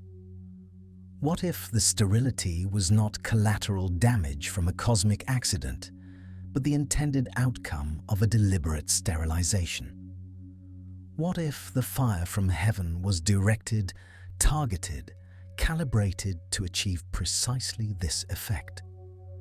What if the salting of the earth was not an unfortunate consequence, but the point, the purpose, the message carved into the geology for future generations to read?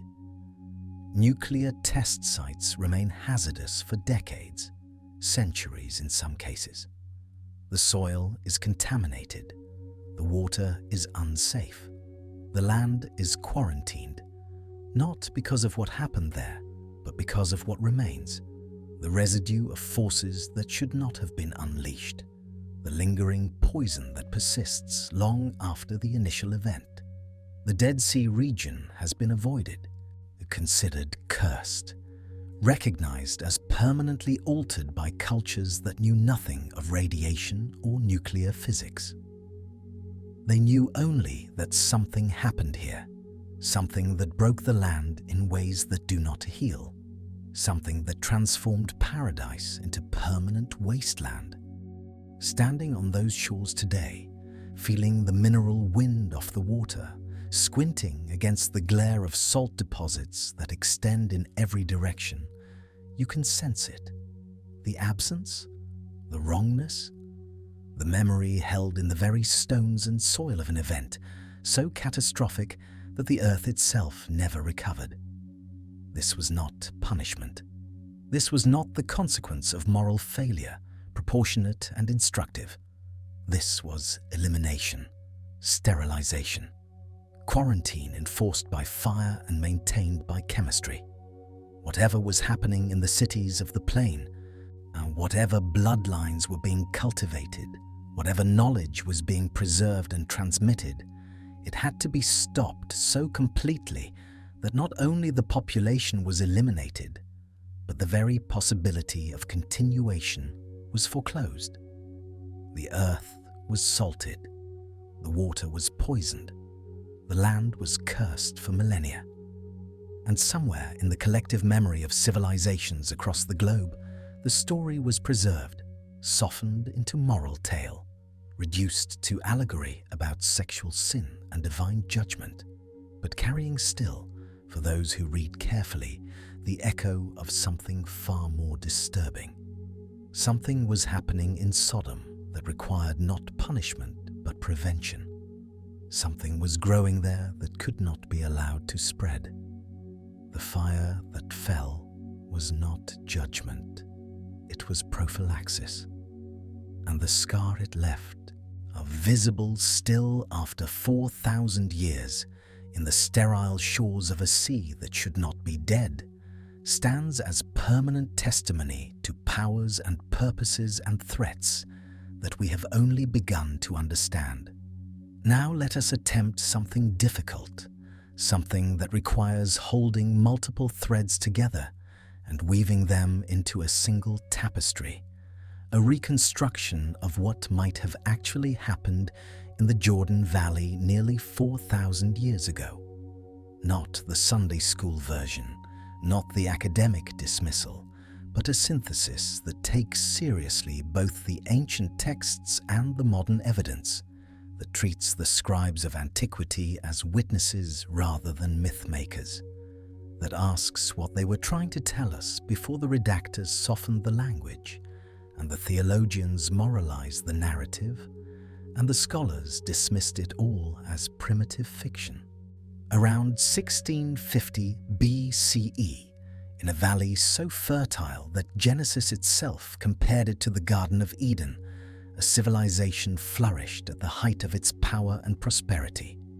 The city we call Sodom was the largest urban center in the southern Levant, a massive Bronze Age metropolis whose walls enclosed wealth accumulated over centuries of trade.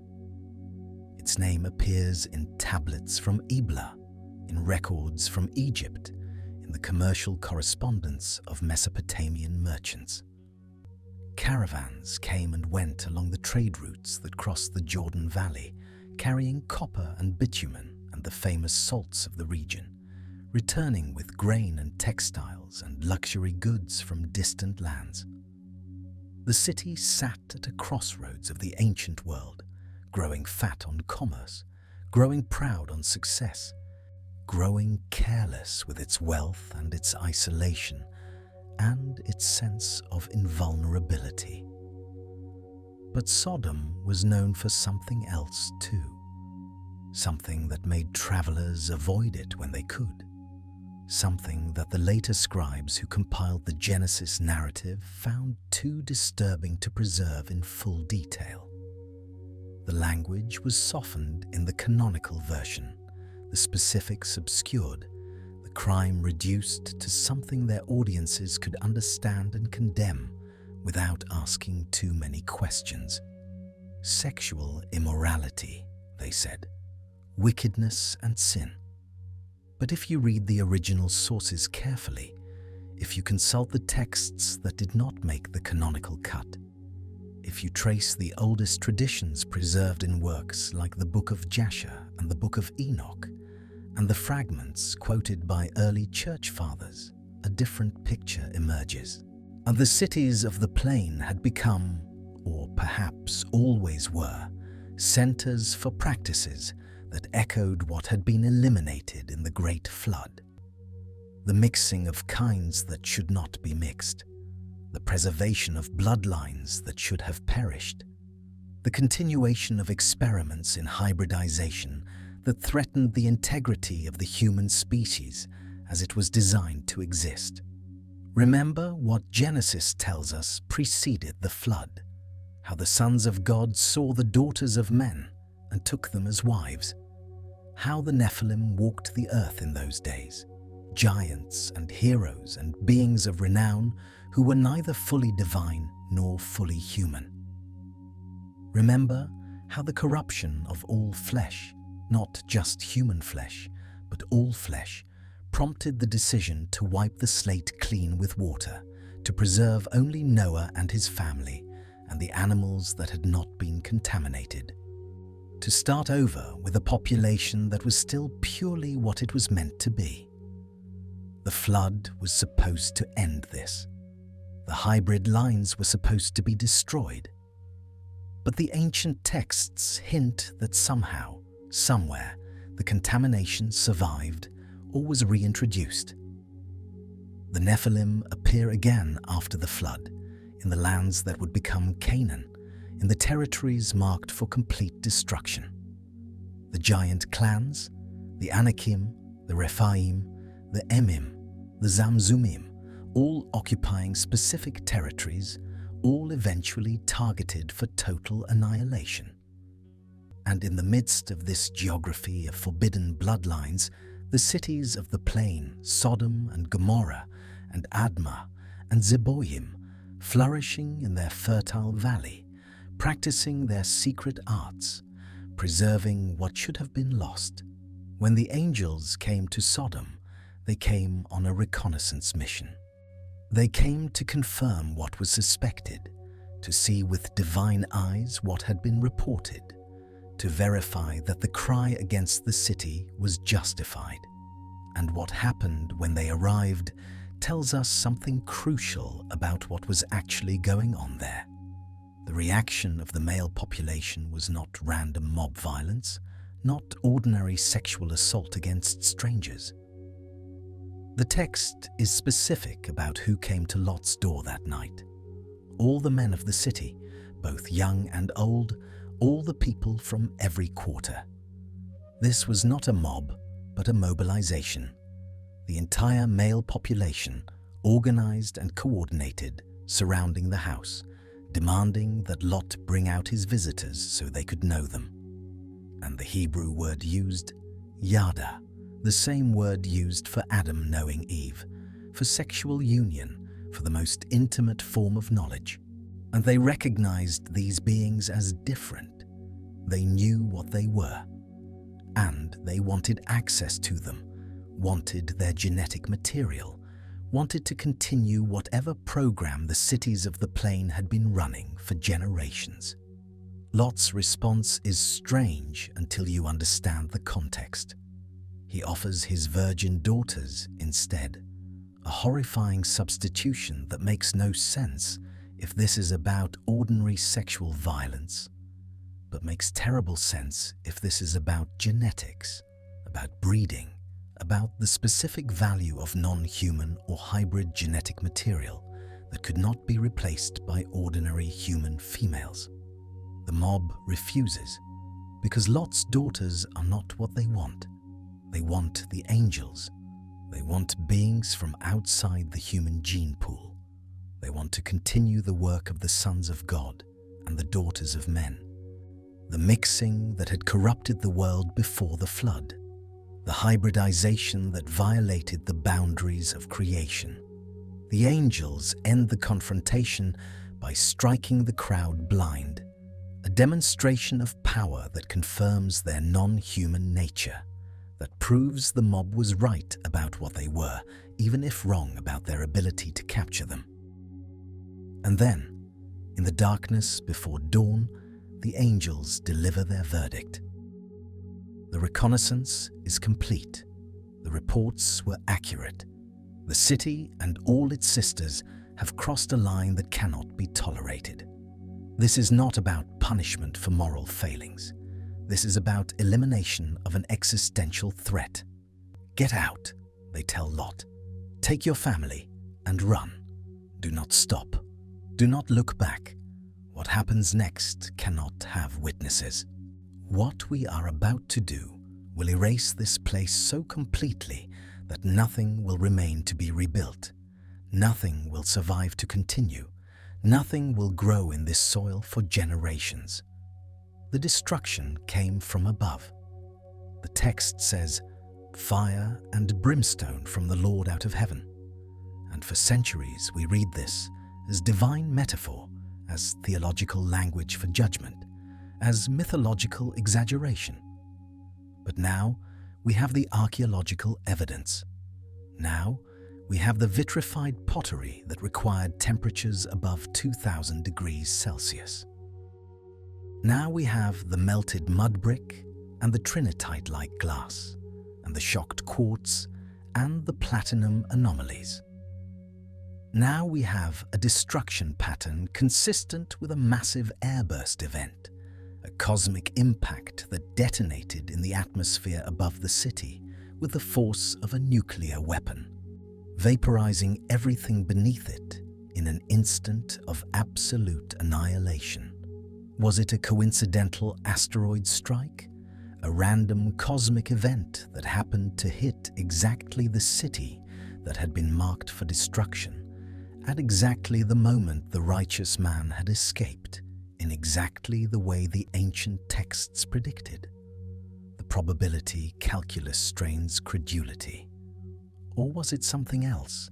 Something directed, something aimed, something unleashed by beings who had the power to call fire from heaven and the will to use it?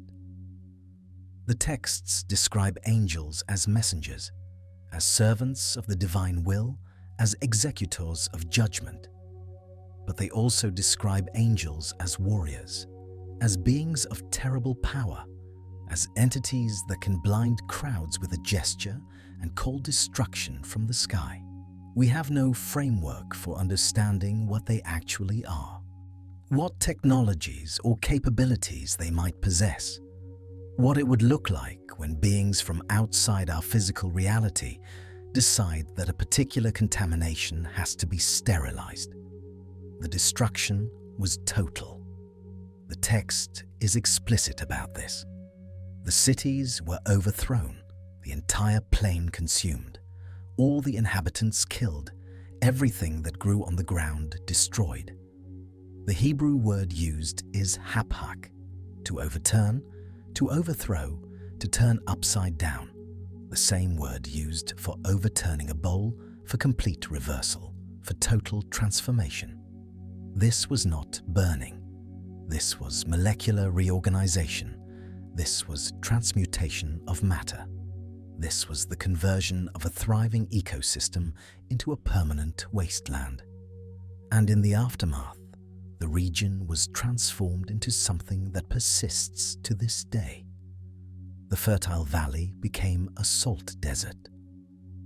The living waters became the Dead Sea, so mineral-dense that nothing can survive in it, so heavy with dissolved salts that human bodies float without effort, so toxic to life that even bacteria struggle in its depths. The lowest point on Earth's surface, a depression in the crust that should not exist according to standard geological processes, a permanent scar in the landscape that testifies to some ancient violence we are only now beginning to understand. Lot's wife looked back. Perhaps she could not help herself, could not resist the urge to see the destruction of everything she had known, the home she was leaving forever, the life she was abandoning. Or perhaps she looked back for other reasons, attachment to what was being destroyed, longing for the city and its practices, a final glance at the program that was ending. Whatever her motivation, the text says she became a pillar of salt. And in a region now covered with salt pillars, with mineral formations that stand like statues on the barren shores, with crystalline structures that look almost human in the right light, we might ask whether this is metaphor or description. Did she simply die in the blast, her body covered by the mineral fallout that blanketed the region? Or did something stranger happen, some transformation we cannot explain, some literal transmutation of flesh into mineral as the boundaries of normal physics broke down in the presence of whatever force was being unleashed? Lot and his daughters escaped to a cave in the mountains, the only survivors of the civilization of the plain, carrying in their traumatized minds the memory of everything that had been destroyed. And what happened next in that cave? The daughters' conviction that there were no men left on earth, their decision to preserve their father's seed through incest, their creation of the Moabite and Ammonite lines, this too speaks to something deeper than ordinary survival psychology.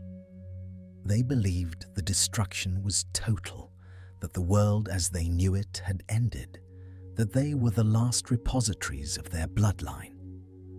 Either the trauma was so severe that they could not think clearly, or they knew something about the scope of the destruction that the text does not fully preserve. The nations descended from that cave, the Moabites and the Ammonites, would become persistent enemies of Israel, their territories targeted for conflict, their bloodlines viewed with suspicion, their origins marked forever by the shadow of Sodom. Were these lines contaminated too, carrying forward something from the cities of the plain despite the destruction? The later prophets would have much to say about these peoples, and almost none of it was good. So here is the reconstruction, speculative but grounded in the evidence we have examined. The cities of the plain were not destroyed for ordinary wickedness, for sins that exist in every human society, for moral failings that would hardly merit the complete annihilation of multiple urban centers. They were destroyed because they had become, or remained, centers for genetic contamination, for the continuation of pre-flood hybridization programs, for practices that threatened the integrity of the human species and the order of creation itself. The destruction was not random cosmic accident, but targeted intervention, or using means we cannot fully understand, conducted by beings we cannot fully comprehend, for purposes that go far beyond simple moral judgment. The goal was not punishment, but sterilization, not justice, but quarantine, not revenge, but prevention. Something was happening in those cities that could not be allowed to continue, to spread, to succeed. and whatever power governs these matters decided that complete elimination, total erasure, permanent scarring of the very earth was the only acceptable response. This interpretation raises uncomfortable implications that we must now consider. Implications about the nature of divine intervention, about what is being hidden in our sanitized religious narratives, about the persistent concern with genetic purity that runs through the ancient texts, and about what the physical evidence actually proves. If this reconstruction is even partially accurate, if the beings we call God or gods or angels operate according to the logic suggested by the original texts, then we are living under a different kind of cosmic governance than most religious traditions acknowledge. The concern is not primarily with moral behavior, with human ethics, with the kind of sins that every society struggles with. The concern is with existential threat, with boundaries that must not be crossed, with contamination that must not be allowed to spread. We are being managed, curated, protected from ourselves and from influences that would transform us into something other than what we are meant to be. Or, to frame it more darkly, we are being controlled, kept within parameters we did not choose, and pruned back whenever we grow in directions the cosmic gardeners find unacceptable. The destruction of Sodom was not unique. It fits into a pattern of total annihilation commands that runs through the ancient texts, the cherem, the ban, the complete destruction ordered against peoples who occupied specific territories with specific histories. The Amalekites destroyed to the last child. The Canaanite nations marked for elimination. The giant clans hunted to extinction.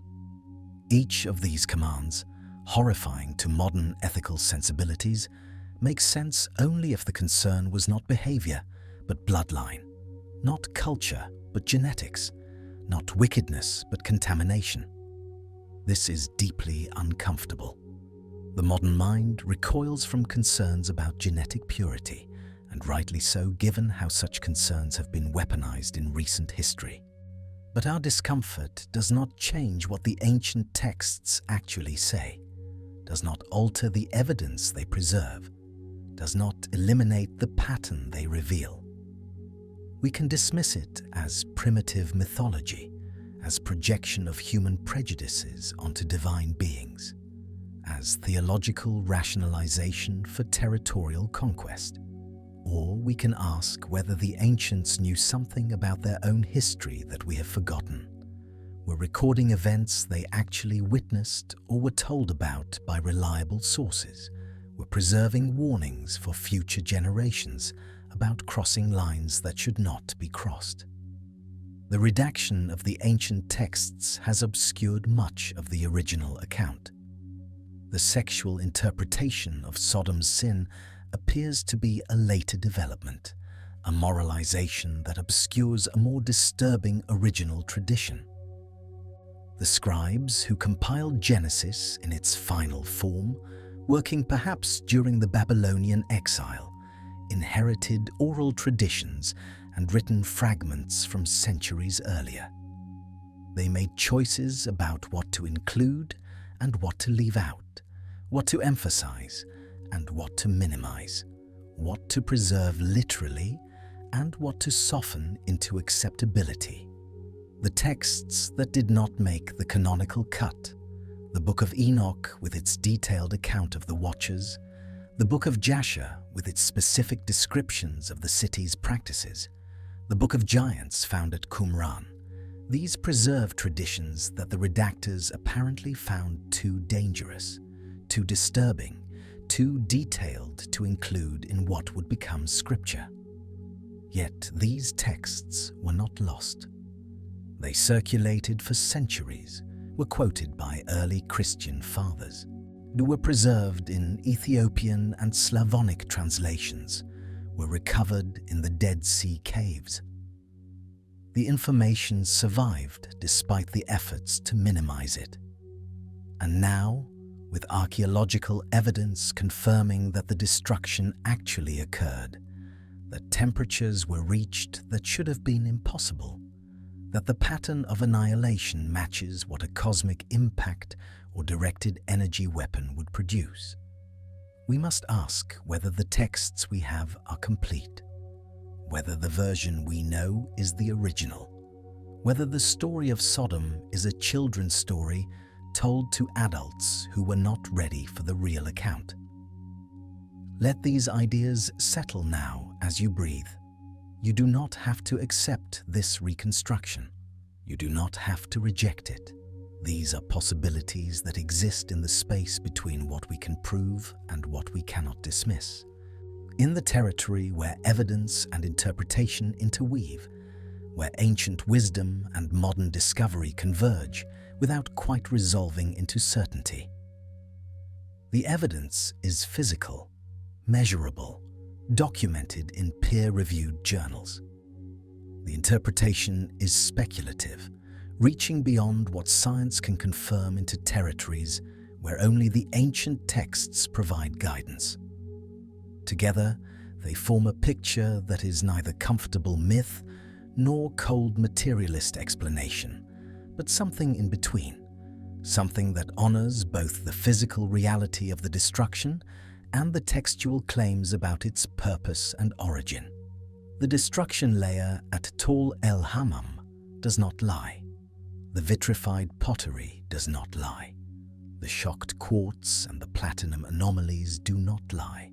Something happened there that science is only now beginning to explain. Is something that matches what the ancient texts described millennia before we had the tools to verify it. Perhaps it was random cosmic chance, a meaningless impact event that coincidentally struck a city later mythologized into divine judgment. But the ancient world did not see it that way. The survivors and their descendants saw pattern and purpose, saw warning and meaning, saw a message carved into the sterile earth that they felt compelled to preserve for future generations. Whether they were right about the purpose, whether there really are lines that cannot be crossed and powers that enforce those limits, whether we are living under cosmic governance that occasionally intervenes with fire from heaven when certain experiments go too far, these are questions that remain open. But the evidence demands that we ask them. The texts demand that we take them seriously. And the salt-crusted shores of a dead sea demand that we remember what once flourished there, and what brought it to an end so absolute that the land itself still bears the scar. Now we must ask the most uncomfortable question of all, not about what happened in the past, but about what might be happening in the present. Not about ancient cities destroyed, but about whether the conditions that triggered their destruction are returning. Not about cosmic judgment millennia ago, but about whether we are approaching a similar threshold today. The pattern we have identified is clear enough. Forbidden knowledge transferred or developed. Genetic manipulation crossing boundaries of kind. Technological capability reaching beyond appropriate limits. Hybridization programs mixing what should remain separate. And then, intervention, catastrophic and total, resetting the experiment, eliminating the contamination, starting over with a population that has not yet crossed the line. Consider what we are doing now, not in speculation, but in laboratories and research institutions around the world, with funding from governments and corporations, with peer review and publication, and the full apparatus of scientific legitimacy. CRISPR technology allows us to edit genes with precision unimaginable a generation ago. We can now modify the human germline, make changes that will be inherited by all future generations, alter the fundamental code that defines what a human being is. The technology is regulated, yes. The applications are limited officially, but the capability exists, and capabilities have a way of being used once they exist, have a way of spreading beyond their intended boundaries, have a way of falling into the hands of those who are less concerned with limits and ethics than with results. Human-animal chimeras are being created in laboratories, embryos that combine human and animal genetic material, beings that are neither fully one nor fully the other. The stated purpose is medical, growing human organs in animal hosts for transplant, developing better models for human disease.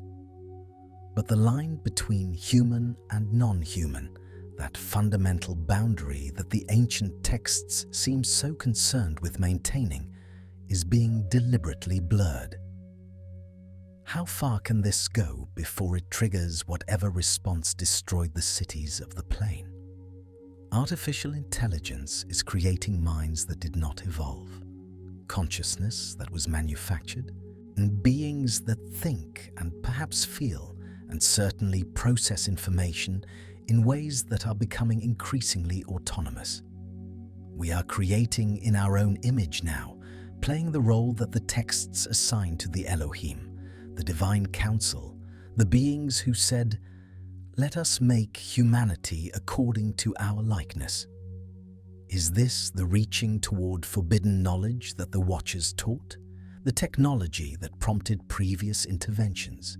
The capability that transforms creatures into something they were not meant to be? And transhumanism, that movement toward transcending human limitations through technology, toward merging with machines, toward uploading consciousness into digital substrates, toward becoming something other than the biological beings we have been for all of history. This too echoes patterns the ancient texts describe. The aspiration to become like gods, knowing good and evil, living forever, free from the constraints of mortal flesh. The Tower of Babel was an attempt to reach heaven through technology, and it was stopped, confused, scattered before it could succeed. Are we building another tower, this time with silicon and code instead of brick and bitumen? These are not predictions. The texts do not tell us exactly what will trigger the next intervention, if intervention is what these events truly represent. But they preserve a pattern, and patterns tend to repeat. As it was in the days of Noah, one text says, "So shall it be," the mixing of kinds, the corruption of what should remain pure, the reaching beyond appropriate limits, the accumulation of power and knowledge without the wisdom to use it responsibly. All of this was happening before the flood. All of this was happening in Sodom. And all of this is happening now, accelerating with each passing year, as the capability to modify life itself moves from science fiction to laboratory reality, to commercial application, to widespread availability. Perhaps there are limits we have not yet reached. Perhaps the line is further than we think. Perhaps there is no line at all, no cosmic enforcement, no beings watching to see if we cross boundaries that were established before we existed. Perhaps the destruction of Sodom was random coincidence. The flood was local catastrophe mythologized into global reset. The Nephilim were merely tribal memories of unusually tall people. And we are alone in a universe that neither knows nor cares what we do with our genes and our technologies and our aspirations. But the ancient texts suggest otherwise. The physical evidence suggests otherwise. The patterns suggest otherwise. And if the texts are right, if there really are boundaries that must not be crossed, and powers that enforce those boundaries when necessary, then we are conducting an experiment whose outcome we cannot predict, reaching toward capabilities whose acquisition may itself trigger consequences we cannot imagine. This is not meant to frighten, only to observe. The texts preserve warnings for a reason.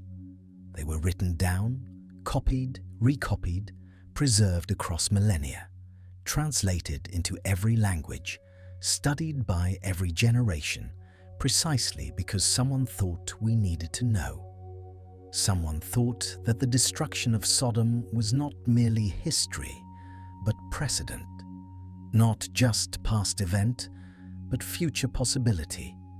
Not only judgment on an ancient city, but warning to all cities, all civilizations, all peoples who might someday reach the same threshold and face the same choice. We have the warnings. Whether we heed them is another matter. Whether there is anything to heed, any real cosmic governance enforcing limits we cannot see, any beings watching our progress toward boundaries we do not recognize until we cross them, these remain open questions.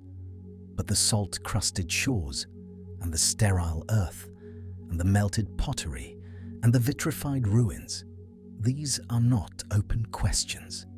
These are facts. Something happened there, something terrible and total and transformative. And whatever we believe about why it happened, the fact of its happening should give us pause. Let us return now to the physical landscape, to the place where this happened, to the earth that still remembers after 4,000 years. The sun is setting over the Jordan Valley, and the heat of the day is radiating back from soil that has absorbed warmth for millennia without producing life to match its fertility of old. The excavation trenches at Tall El Hammam cut through layers of accumulation, and if you stand at the edge and look down, you can see the stratigraphy of time itself, the sequence of human occupation laid bare for examination. Below the black line, life. Pottery shards from cooking vessels, mud brick walls from houses where families lived and argued and loved and died, tools for grinding grain, beads for adorning bodies, all the ordinary debris of ordinary existence in an ancient city, are the material residue of people who woke each morning and went about their days, never suspecting that everything they knew would end in a single moment of absolute destruction. At the black line, violence, the stratum of annihilation, thin but unmistakable, marking the instant when normal ceased and catastrophic began. The pottery here is different. Surfaces flash-heated to glass, forms distorted by thermal shock, the very clay transformed by temperatures that should not have existed outside a furnace or a volcano, or a directed energy weapon or a cosmic impact, or whatever mechanism the beings called angels used when they decided this city and its sisters had to be unmade. Above the black line, nothing. Silence, abandonment, centuries of wind-blown dust and gradual accumulation where no one lived, no one built, no one dared to return to soil that had been cursed with sterility, to a region that had been marked with salt and death and the memory of fire from heaven. The archaeologists work carefully at the edges of this layer, brushing dust from artifacts that have waited 4,000 years to tell their story, photographing each discovery, cataloguing each fragment, building a picture of what happened here that confirms in physical detail what the ancient texts described in theological language.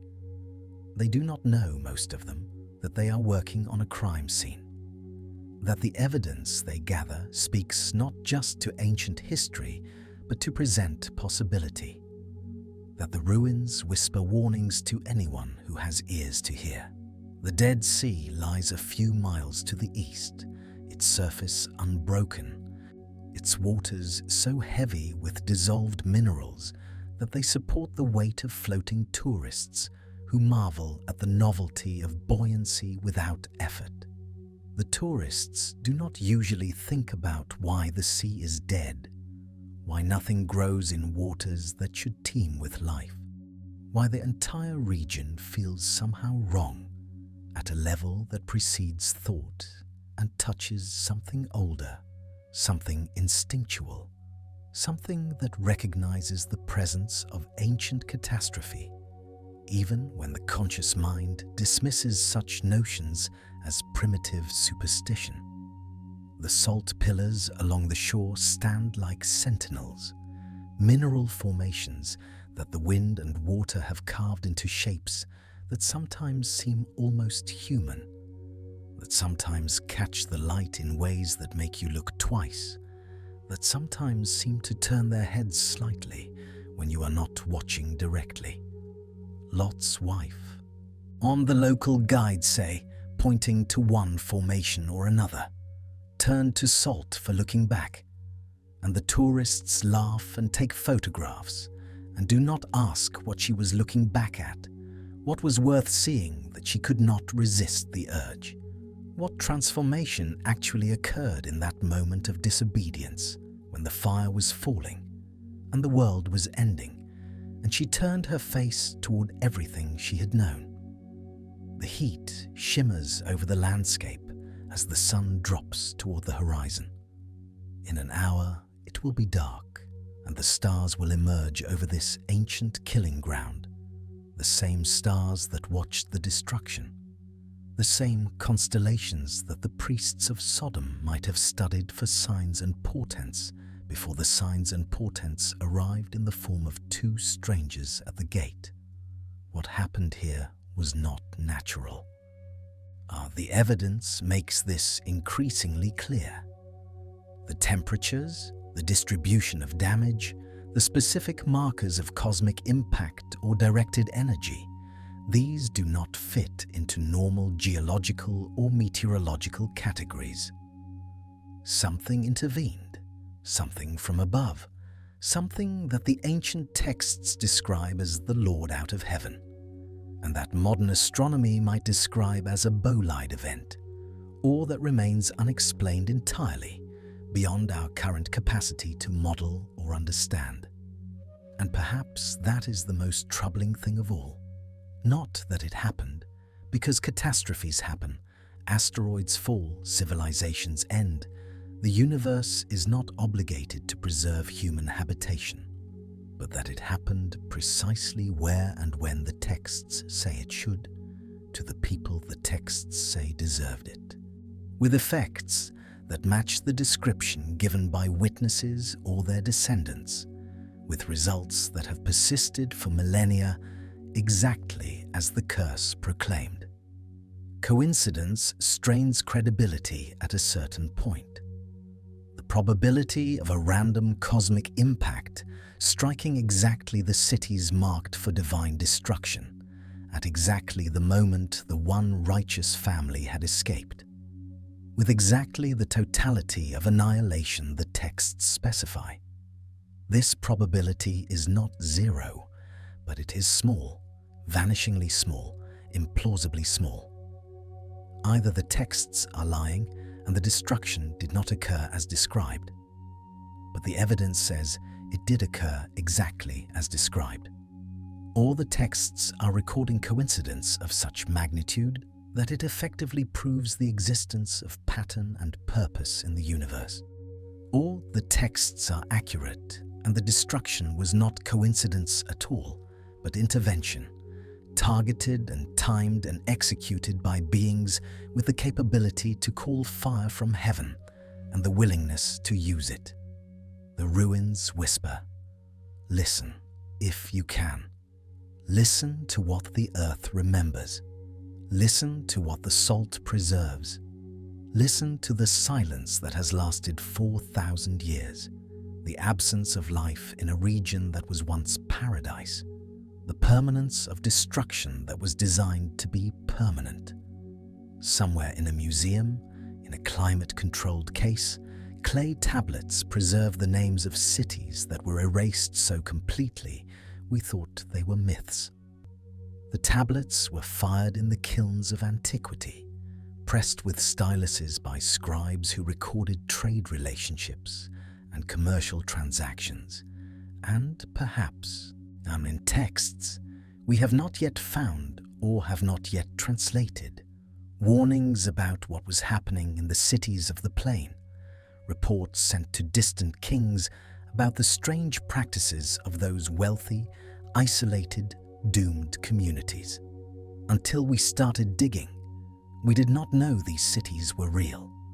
Until we analyzed the destruction layer, we did not know the annihilation described in the texts had actually occurred. Until we found the shocked quartz and the platinum anomalies and the vitrified materials, we did not know that fire from heaven was something more than metaphor. Now we know. The evidence accumulates with each excavation season. The picture becomes clearer with each analysis of material from the destruction layer. The texts, those ancient witnesses dismissed as mythology for so long, are being vindicated by the very science that once seemed to disprove them. And the question is no longer whether it happened, but why. Why these cities? Why this totality? Why the permanence that has lasted 4 millennia? Why the warnings that have been preserved and passed down and translated into every language spoken by humanity? The ruins whisper their answer, but we may not be ready to hear it. We may not be ready to accept that there are limits we should not cross, powers that enforce those limits, consequences that cannot be avoided when the limits are breached. We may prefer to believe in coincidence, in random cosmic impact, in meaningless destruction that carries no message and implies no ongoing oversight. But the earth remembers what we prefer to forget, and the salt persists as testimony to what happened when a civilization crossed a line that should not have been crossed, and fire came down from heaven to ensure that it would never cross that line again. The story has persisted for nearly 4,000 years, and that persistence itself is a kind of evidence, a testament to something in the narrative that refuses to fade, that demands to be remembered even when the remembering is incomplete or distorted or sanitized, for audiences who might not be ready for the full truth. Think about what it means for a memory to survive across 4 millennia, crossing boundaries of language and culture and religion, passing from Sumerian clay tablets to Hebrew scrolls, to Greek translations, to Latin manuscripts, to printed Bibles, to digital text on screens glowing in the darkness of your bedroom right now. The story of Sodom has traveled through time, like a message in a bottle thrown into an ocean of centuries, and somehow, impossibly, it has arrived here, tonight, still legible, still urgent, still carrying whatever warning or wisdom or terrible truth the original witnesses felt compelled to preserve. Civilizations have risen and fallen in the time since those cities burned.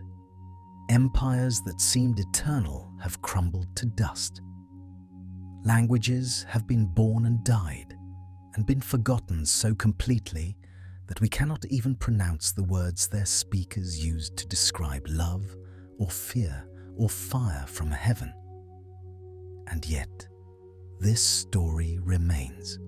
The question that should haunt us, the question that hovers over everything we have explored tonight, is whether we remember it correctly, whether the version that has survived is the version that was originally told, whether the layers of interpretation and redaction and theological overlay have preserved the core truth or buried it beneath comfortable fictions that let us sleep without nightmares. Because there are layers to this story, and each layer contains a portion of truth, but together they form something far more complex and far more troubling than any single layer can capture on its own. There is the Sunday school version, the one most people carry in their memory, the simple morality tale where God punishes wickedness and the righteous escape just in time. A story about sin and consequences that fits neatly into a child's understanding of cosmic justice. A story that reduces the complexity of ancient texts to a single lesson: be good or be destroyed. Then there is the historical version, the one that emerges when you set aside theology and examine the evidence with archaeological eyes. The version that says, yes, there really were cities in the Jordan Valley. Yes, they really did trade with distant lands. Yes, their names appear in archives predating the Bible by 1,000 years. And yes, they really were destroyed suddenly and completely sometime around 1650 BCE, leaving behind ruins that would not be significantly inhabited again for centuries. This version strips away the supernatural framework and asks simply, what happened here, and can we find physical evidence of it? And we can. We have. The excavations at Tall El Hammam and the surrounding sites have revealed destruction layers with temperatures that should not be possible from ordinary fire, with vitrified pottery and flash-heated human remains and minerals that only form under conditions of extreme, sudden, catastrophic heat. The historical version validates the core claim. Something terrible happened here. Something real, something that left scars we can still measure and analyze and puzzle over in laboratories far removed from the salt shores of the Dead Sea. Then there is the textual version, the one that emerges when you read the original Hebrew carefully, when you consult the texts that did not make it into the canon, when you trace the references and connections that link Sodom to the broader narrative of pre-flood corruption, to the Watchers and their forbidden teachings, to the Nephilim and their hybrid bloodlines, to the systematic program of genetic contamination that the ancient sources describe with unsettling specificity. This version suggests that the sin of Sodom was not sexual immorality in any conventional sense, but something far stranger and far more threatening. The continuation of programs that had already provoked one global catastrophe, the preservation of bloodlines that should have been eliminated, the practice of arts and sciences that were never meant for human hands. This version explains why the destruction had to be so complete, why not just the people, but the land itself had to be sterilized, why the region remains cursed and barren to this day. Each of these versions contains truth.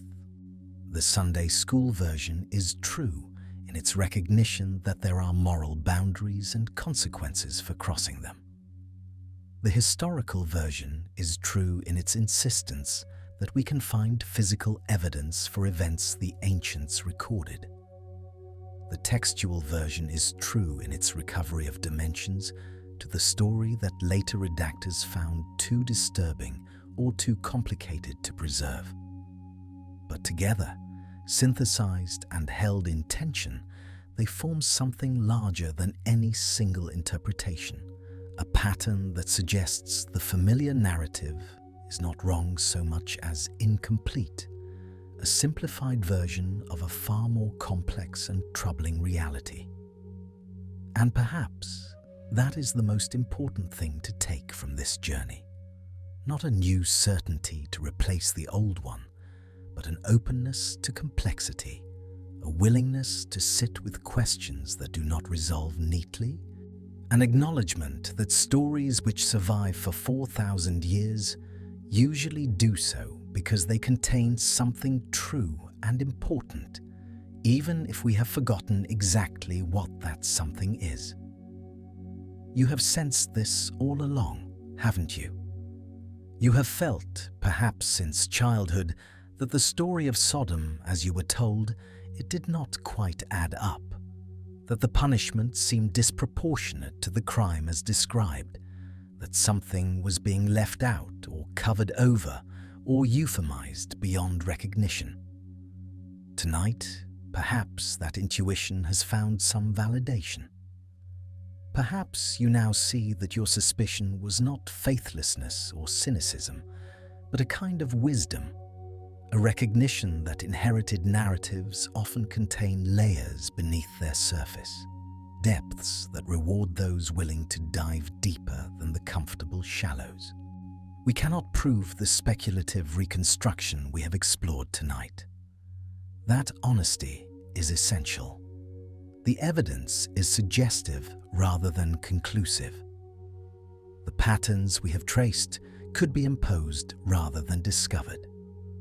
The ancient texts we have consulted are themselves products of transmission and translation and interpretation across millennia, and we cannot be certain that we are reading them correctly, that we are not projecting our own frameworks onto material that meant something quite different to its original audiences. The cosmic airburst hypothesis for Tall el-Hammam is compelling, but not universally accepted. The connections to Nephilim bloodlines and forbidden knowledge represent one interpretive tradition among several. The cross-cultural parallels could reflect common human experiences and psychological patterns rather than common memories of actual events. We must hold our conclusions loosely, provisionally, aware that new evidence could reshape everything we think we understand.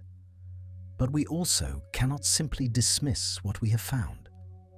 The physical evidence of catastrophic destruction at Tall el-Hammam exists regardless of how we interpret it. The temperatures documented in the destruction layer are real, measurable, anomalous. The cross-cultural parallels, even if they admit of other explanations, remain striking in their consistency.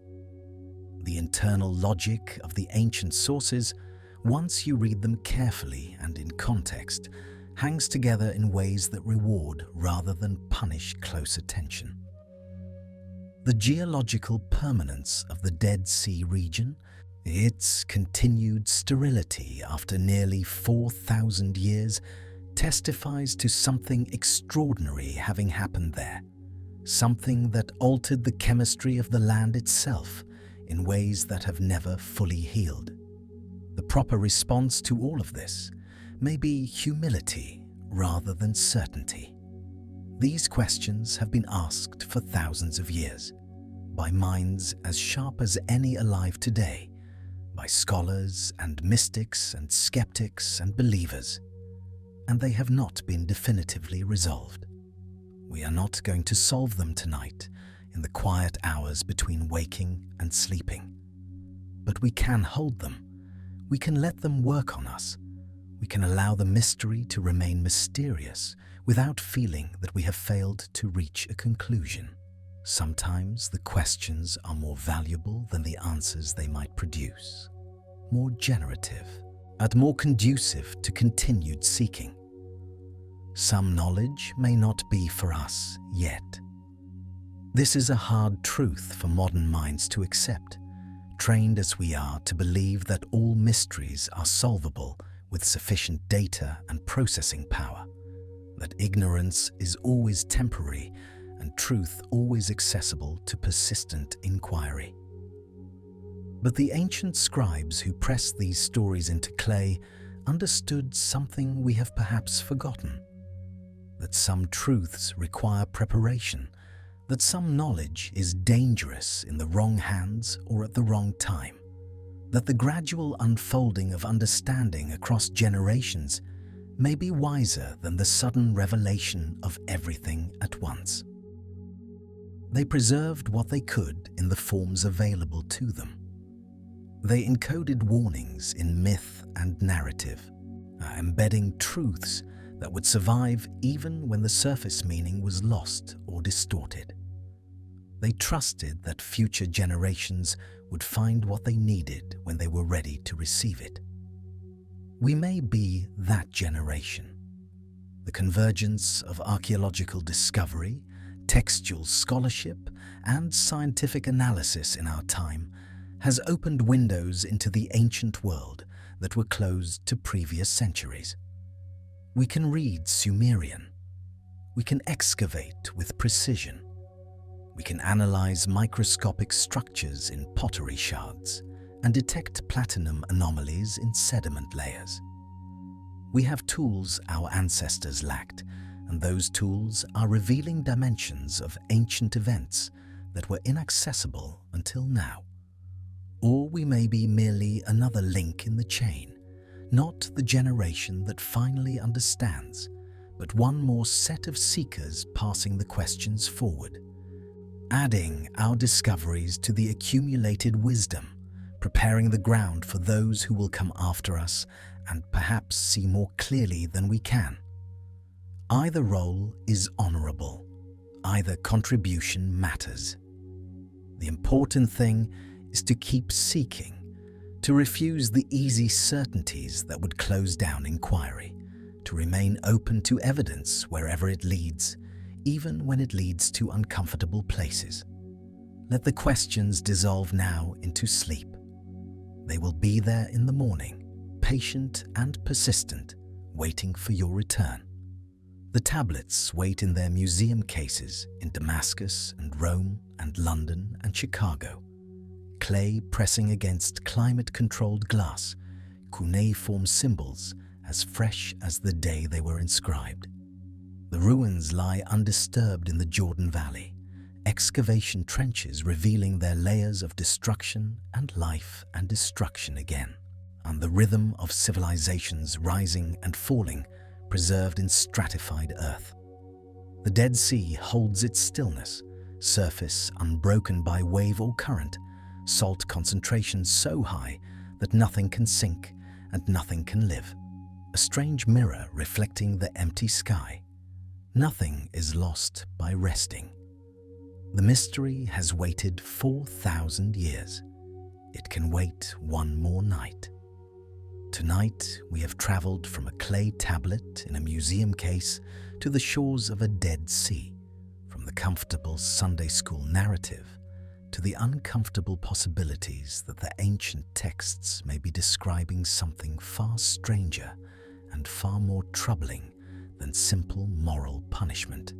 We have examined archaeological evidence of destruction temperatures that should not be possible, cross-cultural parallels that suggest common memories rather than independent invention, editextual layers that reveal dimensions of the story systematically obscured by later redactors. We have asked what was really happening in Sodom that required not punishment but elimination, not discipline but sterilization, not the death of the guilty but the permanent cursing of the land itself. We have not answered that question definitively. Perhaps no one can. Perhaps the answer is buried too deep beneath the accumulated sediment of 4 millennia, too thoroughly erased by the very destruction it would explain. But we have held the question. We have taken it seriously. We have refused to accept the comfortable version when the evidence demands something more. And that refusal, that willingness to keep seeking even when certainty remains out of reach, connects you to every seeker who has ever stood before this mystery and wondered. And you are not alone in the dark. Across time and distance, across the boundaries of language and culture and belief, others have asked these same questions, have felt this same unease, have sensed that the story they were told was not the whole story. The ancient scribes who first recorded the destruction of Sodom were among them.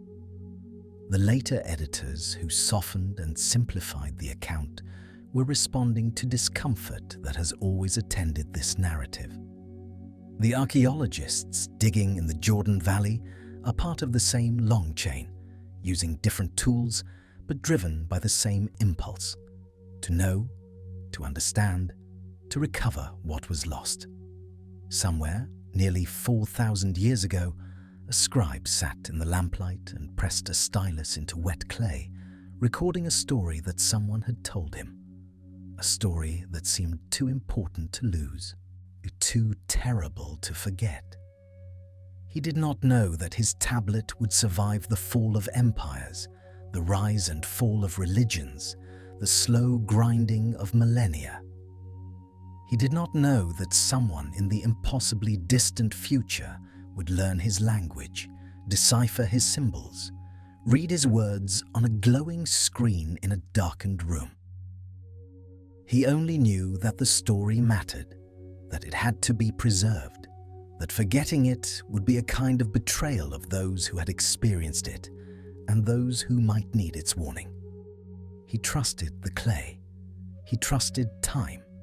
He trusted that the truth, however partial or distorted, would find its way to whoever needed it.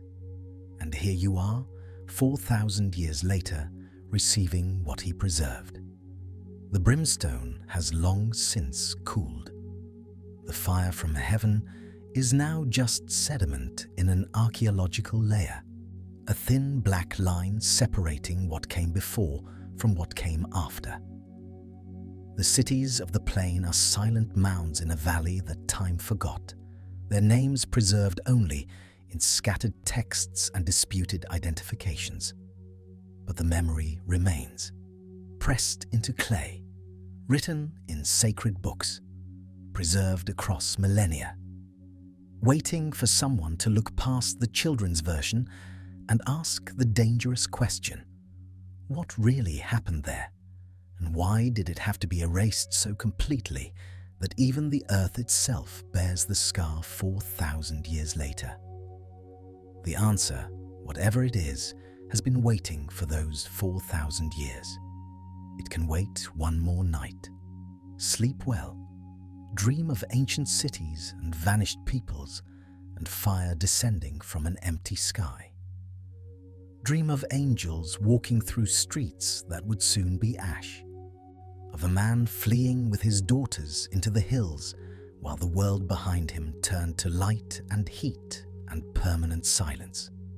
Dream of salt pillars and sterile shores, and questions that have no answers, or answers too strange to accept, or truths too terrible to preserve clearly in texts that children might read.